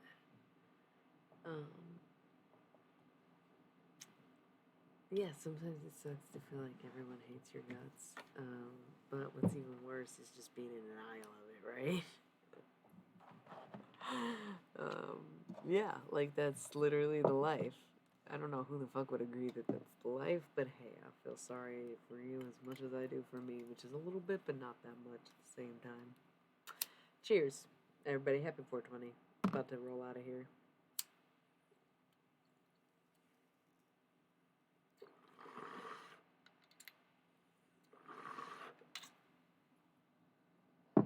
If you're just tuning in, thanks for showing up. Give it a follow. Come back this evening. I typically stream Sundays, Mondays, Thursdays, Fridays. But I switch it up and I really want to change my schedule, sleeping orders, and everything because it's real summertime hours soon. And I'm like so ready for some sunlight. But I have to adjust being so nocturnal and overnight to being like daylight because I love it. love the warmth, love the life, love everything about it, right? I want to be awake all the time. I want to no longer need sleep. Thank you so much. Like, I love sleeping, but goddamn. And that sounds like a death wish because in death, it's not eternal sleep, but eternal restlessness. You never sleep again. You never need anything. You never eat. You never drink. You can do those things. You can pretend to do those things, but you don't really need them anymore, right? So while everybody's like, oh yeah, I'll sleep when I'm dead, I'm like, no, you won't. The fuck? Have you been there? Do you get what that's like? You don't do any of the human stuff that you need to do to keep you alive. You're not alive anymore. What do you mean you don't sleep ever again? Get them naps in now. Dream it up. Enjoy it. Sleep. Fuck. You know? Take long naps. Who gives a fuck? You never sleep again once you're dead. So enjoy the rest. You have eternity to labor away. And hell if you get a sentencing or just at the cafe. Like, yeah, it's okay to sleep. It's amazing. Sleep in, enjoy it. Like, if I was in a hotel, I'd wake up and go get the continental breakfast and either bring it back with me or just eat half asleep just to eat it and then go right back to bed until 5 to 10 minutes until checkout and then ready, let's go. Because at some point I would have already gotten dressed before I fell back asleep. Thank you, Ryan, for the following. No. Absolutely not. Sorry you're tuning in late, but I've already stated that I'm done with tarot tonight. I'm like 3.5 hours into my stream, regardless of what the timer says to you, because it got interrupted. And I'm about to go. Well, let me tell you 3 things. Yes, yes, no. How's that? Whatever your 3-card pull, if you have 3 options or 3 things you want to know, yes, yes, no. That's your answer. Yeah, me too. So I gotta go to bed. Guy obligations today. It's 4:20, baby. I'm a professional stoner. I got shit to do. I love you all so much. Please tune back in later. And if you want, maybe we can dip into the love readings. But if you want, I did the Pink Oracle, the Love and Relationship Soulmate deck the other night. So you can look into it, right? And rewatch whatever the last one was. I think is when I did the. Oh no, it's on YouTube because Twitch got disrupted. Fucking A. Don't worry about it. Maybe we'll do it tonight. But today I was. Oh no. Kicked over a box of art supplies that I put there, being like, "Yo, those shouldn't go there." They didn't. Oh my god, it's just gotta go. Tonight I was planning on channeling some stoners, just like tonight I was channeling the As the Kings of America. So, maybe Bob Marley, Mitch Hedberg came up when I was talking about this earlier. We'll see who else shows up. Either way, I gotta go at this moment. Good luck with everything. I'll see you tonight. Love y'all so much. Thank you. Give a follow, give it a like, share, subscribe, all the other stuff. Check out my website. Watch the VODs or some of the other content that I have available for your eyes and ears and things. You're all very kind and amazing, and you make it possible for me to do what I do. So I hope to see you again, and I hope that we stay in tune. Mwah, good night, good luck, and all that stuff. Maybe good morning if you're day walking, and good evening, good afternoon, whatever it means to you. I love you, and thank you. Hope to see you at the next one. Happy holidays, be safe, and know your stuff. Mwah, sweet dreams.